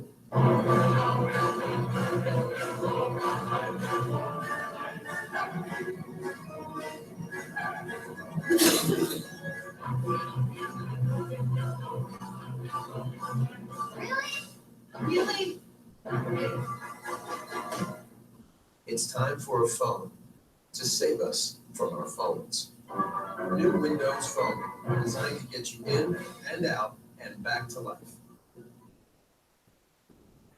Now, I don't need to point out the irony of a phone company making fun of phones, but you ever been in an airport? What are people doing? Nobody talks to each other anymore. We're all on our little texting machines. And they distract our attention from the things that really matter. And if you want to achieve big goals, you got to learn how to say no to all the distractions. This is a poster I have in my office, and it says the one big yes requires lots of little no's. You want to write a book? You don't have 4.5 hours a day to watch television. That's what the average American does. You want to get out of debt? You don't have a lot of money to go shopping therapy because you're depressed. You have to be willing to say no to the little things to achieve the big things. And this is something I have on my desk. It's a little dragon that reminds me to be focused. And every hour I try to remind myself to ask this question: is what I'm about to do going to help me achieve an important goal? The answer is almost always no. And then I ask the next question: if I were really serious about my goal, what would I be doing now? I'll hear the answer. You will too. And the answer is always harder than what I'm about to do. Turn off the TV, pick up a book. Don't go to the mall, go to the library. And if you can get yourself to do the hard things, you'll start to achieve more important goals. But you have to be enthusiastic about it. And I am increasingly convinced, I'm totally convinced, in fact, this is the master value. If you're enthusiastic about your life, your work, your goals, it makes everything else easier. And if you're not, it makes everything else harder. Ralph Waldo Emerson, that great American essayist, said nothing great was ever achieved without enthusiasm. Did you see the movie Cool Hand Luke? You should see it. Paul Newman's greatest role. He plays a small town hood who gets arrested. They're out on the chain gang somewhere in Mississippi. It's a hot, miserable day. They're being made to shovel asphalt onto the road. Boss man with the mirrored sunglasses and the shotgun said, "Hurry up, boys, get this road done." Cool Hand Luke says, "Boss man wants speed, boys. Come on, let's give him speed." He hollers out, "Hee-yah!" Starts shoveling like crazy. Drag line, the other guy says, "Come on, boys, keep up with Luke." And they get the road done 2 hours early, 2 hours ahead of schedule, 2 hours before the truck is supposed to come take them back to the prison work farm where they have more work to do. And what happened there? What changed? They're hanging on their shovels, huffing and puffing. Young guy says to Luke, "What do we do now, Luke?" And Luke smiles and laughs. He goes, nothing. What happened? What changed? Attitude. 1 minute, these guys literally are slaves. They're being forced to do work they don't want to have to do. Their bodies are in chains. They're going to be horribly punished if they don't. That is a good definition of a slave. And 30 seconds later, they're having fun. They're playing a game. And they're saying to boss man, "You can chain up my body and make me do this work and punish me if I don't, but you cannot have my soul. I am still the captain of my soul." The work didn't change. In fact, the work got harder because they were working harder. But the rewards got a whole lot better because they had a better attitude. A good friend of mine, Christine Clifford, was in the hospital with breast cancer. She said it was so depressing. People were sending sympathy cards and flowers. It felt like a funeral home. What I really wanted was for people to come in and make me laugh, and no one did. So when she got out of the hospital, she started her club, the Cancer Club. They have a website, cancerclub.com. She wrote a book, Not Now, I'm Having a No Hair Day. And in her book, she has little cartoons, and one of them, somebody's offering her a cigarette. And she says, oh, no, thank you. I already have cancer. And her whole theme is don't forget to laugh. You know, it's only rejection. It's only failure. Don't forget to laugh. And then core action value number 11 in our course is service. And you know, this is a great metaphor for service. It's not just what you do, it's the attitude with which you do what you do. And hugging yourself is really not a very rewarding thing, is it? It sort of doesn't do anything for me. What do you have to do if you want to get a hug? This is really a simple question. What do you have to do if you want to get a hug? You have to give someone a hug. It's the one-sided, one-person hug is really unrewarding. And that's an important lesson. Whatever you most need in life, a hug. You need love. You need money. You need help. The best way for you to get it is to help somebody else get it who needs it more than you do. And if you really take to heart the first 11 core values, you will become the kind of person who, through your example, you will inspire, you will influence other people. That's the best definition I know of a leader. Joel Barker is a writer. He says, a leader is someone who takes you to a place you didn't know you wanted to go. And I add to that, a leader takes you to that place by helping you become a person you didn't know you could be, by being that lion in the mirror. The second one I've already covered, but the second strategy is to make this pickle challenge, this pledge, a part of your life. Anytime you complain about something, you're saying three things. Something's bothering me, otherwise I wouldn't be whining about it. Second thing you're saying, it's not my fault. Otherwise, I'd be looking in the mirror instead of pointing a finger. And anytime you're complaining, you're really blaming somebody else for it. And the third thing you're saying, there's nothing I can do about it. Otherwise, I'd be working on the problem and not just sitting here whining about it. Can you think of a better definition of victim? Something's bothering me, not my fault, nothing I can do about it. Wah, wah, wah. And you know, if you want to change your life, you've got to get out of that victim mode and take responsibility for yourself. And so enjoy eating pickles by all means. I love pickles. Just don't look like you've been sucking on one. And the third strategy, getting back to core action value number 4 in our course, courage, make fear work for you and not against you. Edward Hallowell, in his book on toxic worry, he said the most devastating learning disability of all is not ADD, it's not dyslexia, it's not some fancy medical condition, it is simple garden variety fear. When you're afraid of asking questions because you might look dumb, you don't learn. When you're afraid of asking for help or asking for something because you're afraid of rejection, you don't learn. When you're afraid of trying because you might fail, you don't learn. Simple garden variety fear prevents you from learning and growing. And Scott Peck, in his book, The Road Less Traveled, said, the absence of fear is not courage.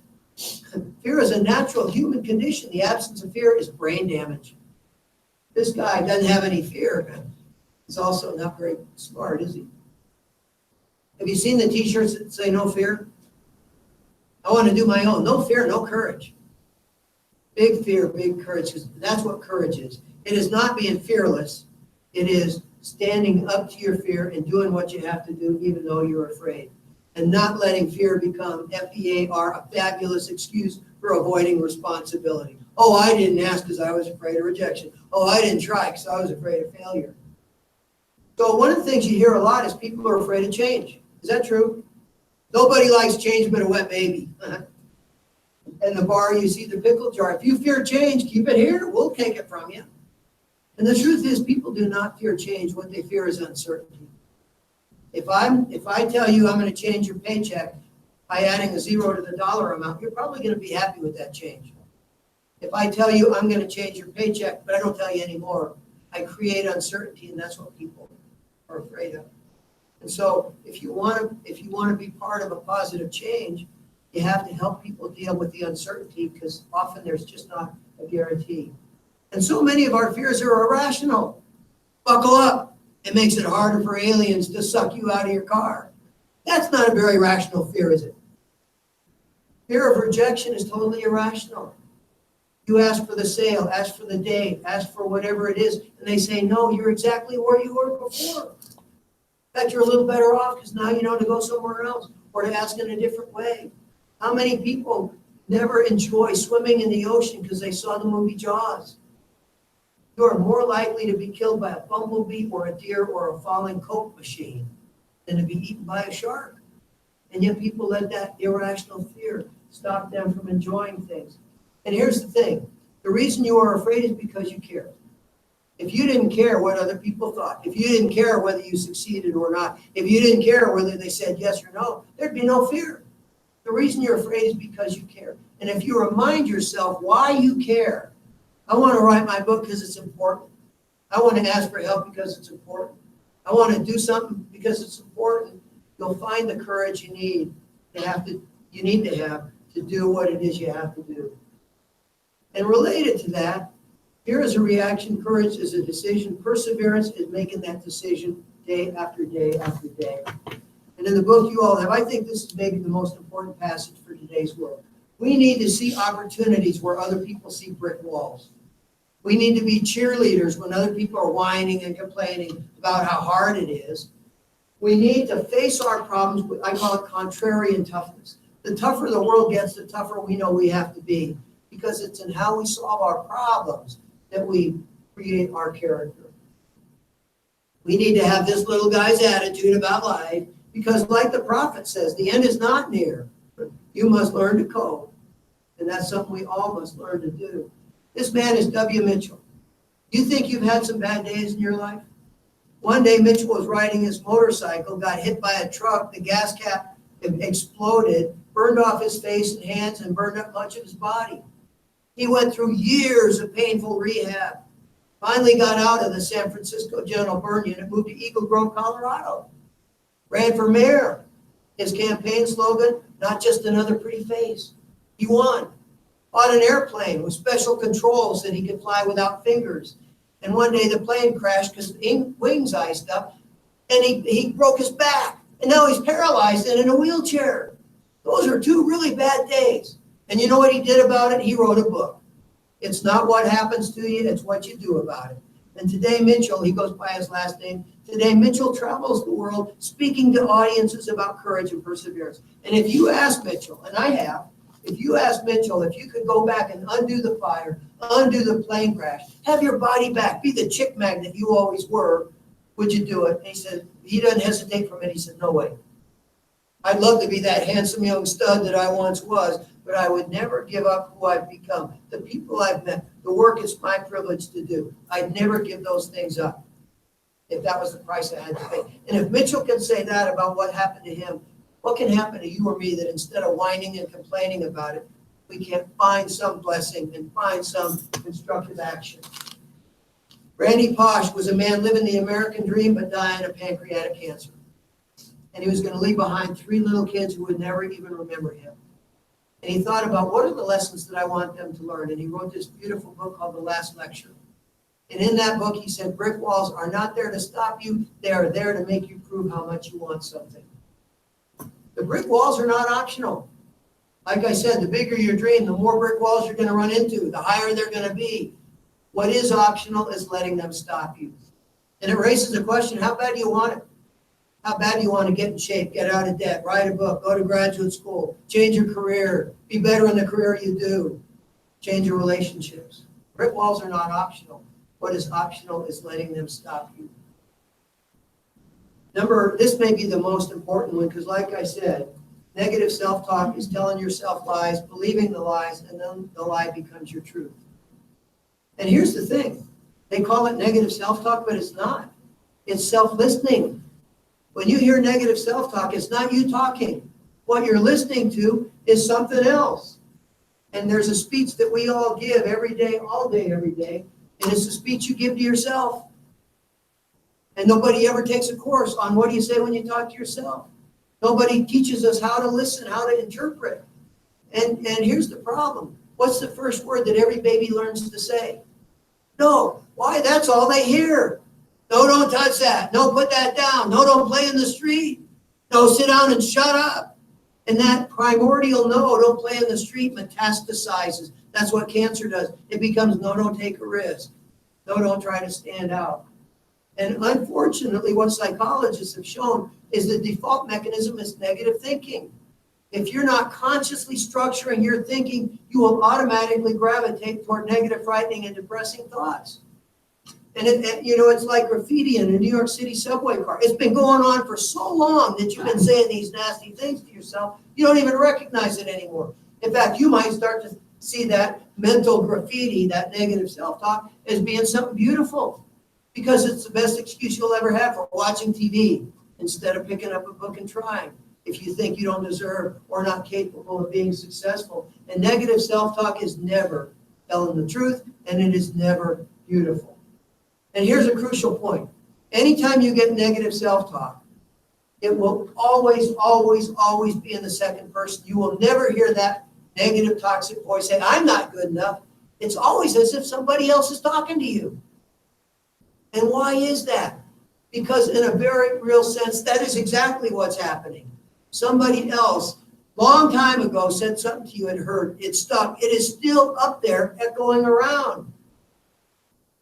And so how do you talk back to a disembodied voice? How do you talk back to something you can't see? And what we encourage people to do is to create a visual, visible, tangible metaphor.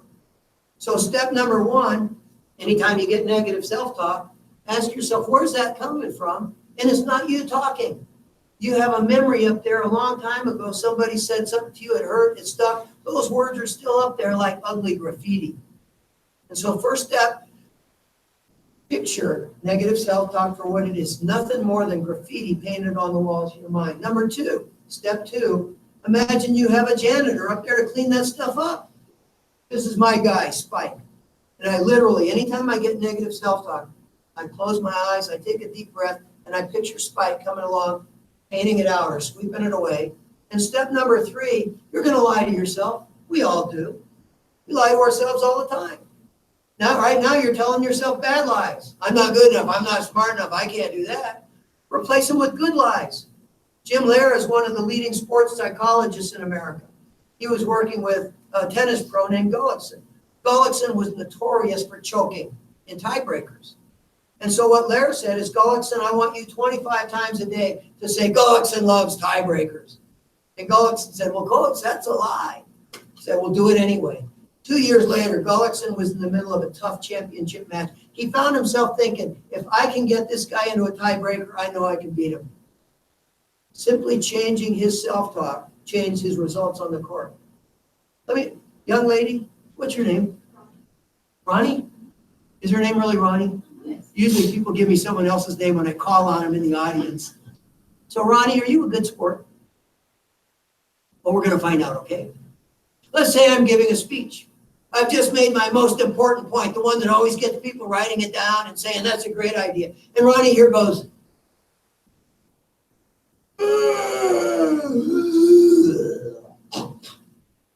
what does the voice in the back of my head say to me? Joe, you are boring. Tell me, what happens to the rest of the speech if I believe that's true? Does it get better or worse? It gets worse. See, by believing that that voice is telling me the truth, I become a co-conspirator in a self-fulfilling prophecy that creates a future I don't want to have happen. Now, the fact that Ronnie here was up all night long in the bar, drinking, running around, carousing, and now nothing will keep her awake. Was it fun? That little voice, that negative voice will never give you the benefit of the doubt.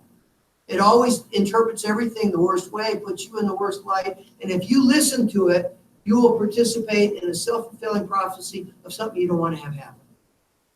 And so turn it around. Now, here's the thing. I talked to the author of this book, The Mind and the Brain. It's about how the human mind can reconfigure, rewire itself physically in response to directed mental thought.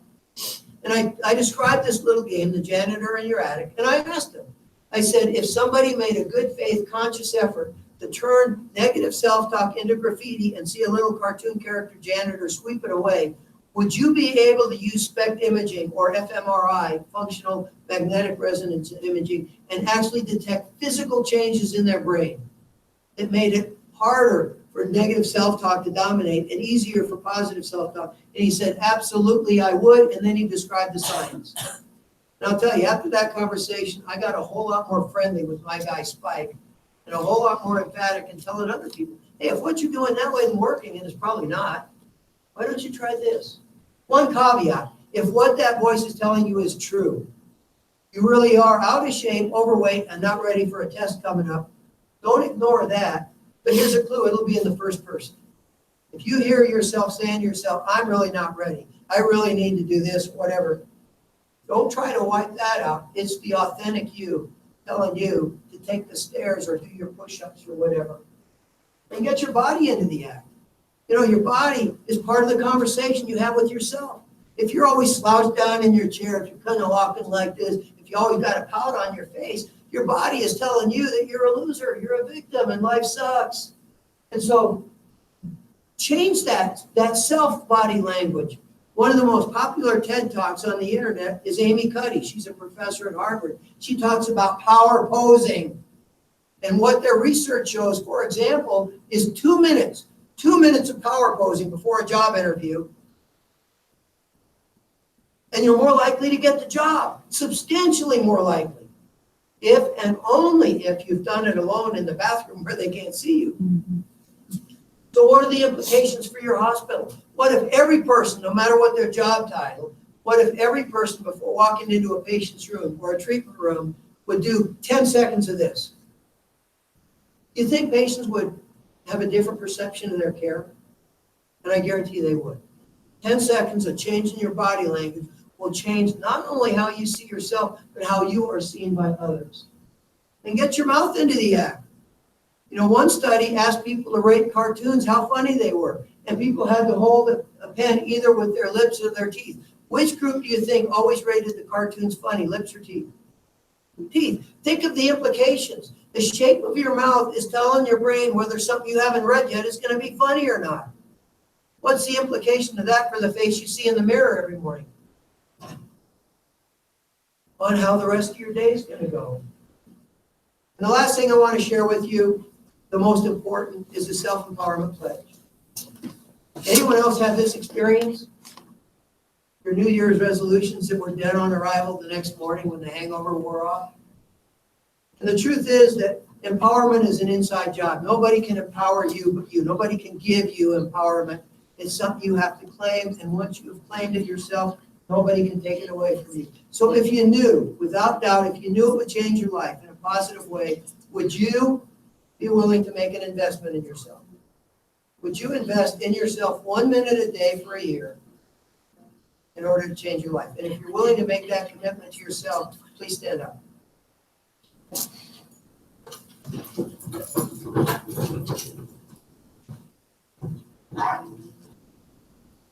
Everybody, awesome. Some of you aren't telling me the truth, but that's okay. You can sit down now. If you're willing to make this incredible sacrifice, give up one TV commercial a day, every day for a year, here's what you do. Make as many copies of the Self-Empowerment Pledge as you want. You have a copy of it there as your handout. It's also in the book, The Florence Prescription. Put it wherever you want it, including your bathroom mirror. And then when you get, what's today? Wednesday? So today's promise is determination. Wednesday morning, you look in the mirror and you recite that promise. I will do the things I'm afraid to do, but which I know should be done. Sometimes this will mean asking for help to do that which I cannot do by myself. That will take you about 15 seconds, give or take. Do it one more time at noon. In the middle of your workday, do it out loud whenever you can. And if you can, do it with other people. One more time at the end of your workday, and one more time right before you go to bed. 4 times 15 seconds, 1 minute a day. When you do the promises, do it like you really mean it. At first you won't. On Wednesday, you'll say, I will do the things I'm afraid to do. And you'll hear the voice in the back of your head say, like hell you will. But now you know what that voice is. You say, yeah, you just watch me, and keep going. So let's look at these promises again. And I'm going to ask for 7 volunteers from this group. So remember enthusiasm. Who's my volunteer to stand up and read Monday's promise and do it like you really mean it? Okay, Ronnie, you're the only person whose name I know in the group, so I'm going to ask you to do that. Please stand up and read the promise. Thank you. You just got voluntold. That's fine. Okay, Monday's promise responsibility. I will take complete responsibility for my health, my happiness, and success in my life. I will not live my promise. Thank you. Let's hold our applause to the end. Who's my volunteer for Tuesday's promise? Yes. Tuesday's promise, accountability. I will not allow low self-esteem, self-limiting beliefs, or negativity for others to prevent me from achieving my authentic goals and from becoming the person I am meant to be. Thank you. Who's my volunteer for Wednesday's promise? Determination. I will do the things I'm afraid to do, but which I know should be done. Sometimes this will mean asking for help to do that which I cannot do by myself. Thank you. How about Thursday's promise? Contribution. Who's my volunteer? I will learn help I need in advance and helping the others by helping other people now and repay the help I received by serving others later. Thank you. Who's my volunteer for Friday? Resilience. I will face rejection and failure with courage, awareness, and purpose. Making Thank you. How many of you have ever been rejected? Show of hands. Keep your hand up if you really enjoyed the experience. How many of you have ever failed at something? Keep your hand up if you can't wait to do it again because you learned so much. But you know what? Rejection and failure, that's like the Medal of Honor. It takes courage to ask. People who never ask never get rejected. People who never try never fail. So the people who get rejected and fail, that's like the Red Badge of Courage, the Medal of Honor. Who's my volunteer for Saturday's promise? Perspective. Thank you. Saturday's promise with perspective. Though I might not understand why adversity happens, but by conscious choice, I will find strength, compassion, and grace through my trials. Thank you. You know, for Sunday's promise, let's all stand up and do it together as a group. You ready? Sunday's promise, faith. My faith and my gratitude for all that I have. Okay, let's give our volunteers a hand and sit down and we'll wrap up. So I guaranteed you this will change your life. Here's why I can say that. Every day you are promising yourself to be responsible, accountable, determined, resilient, and positive. And every day you're going to catch yourself whining, complaining, putting things off, blaming other people for their problems. And you're going to have what psychologists call cognitive dissonance. That is trying to hold two incompatible beliefs at the same time.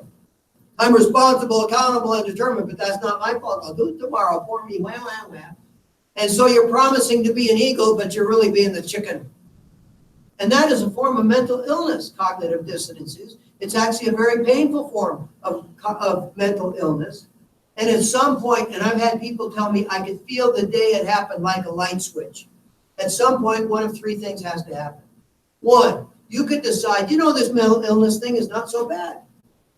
I'm okay with cognitive dissonance. I'll keep promising myself and breaking those promises. I'm okay with that. Or you take the easy way out and stop making the promises. Not because you don't have enough time, but because, 1 minute a day, but it gets painful. And the longer you do it, the more acutely aware you're going to be of every time you break that promise, and the more painful it's going to become. And if you keep making the promises, you must begin changing your attitude. You must begin changing your behavior. And as you do that, you will start being more responsible with your money and getting out of debt. You will start being more accountable for your health and stop smoking or go to the gym. You will start being more determined in doing the things you have to do. And as you do that, you'll start getting better results. We've seen people do all of those things with this pledge. So what I'd ask you to do is go home tonight, read these promises a few more times. If you have family at home, read them to everybody. Ask yourself these two questions. Number one, if I personally made a good faith effort to live these promises, would I be in a better place a couple of years from now than where I'm headed? Question number two, if 100 of us at the hospital would do a good faith effort to not only live these promises ourselves, but to help each other live them, would we do a better job of serving our community and taking care of our patients and supporting each other? And if you're being honest, the answer is going to be, well, yes, absolutely. And so I'd ask, well, why wouldn't you do it? Like 1 minute a day for a year to improve your life. 1 minute a day, give up with this guy trying to sell you stuff you don't need in order to be a better person. Let me wrap up with one last thing. I would like to reintroduce you to you, the person that you used to be. At one time, that was you, wasn't it? At one time, The world was a beautiful, joyous place. You laughed a lot. Everything was fun. And everything was delicious. You didn't care what it was. You'd pick up a beetle off the floor and put it in your mouth to see what it tasted like. And you had the insatiable curiosity of the elephant child, Rudyard Kipling's famous children's story. You wanted to know, why is the sky blue? Why is grass green? You weren't afraid to stick your finger into something and say, hey, what's in there? And you had big dreams, and by golly, you were going to achieve them, and nothing was going to stop you.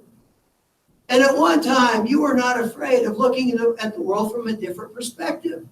Unlike our world today, where it's red or blue and nothing in between, you were willing to say, you know, I hadn't thought of it that way. You could be right.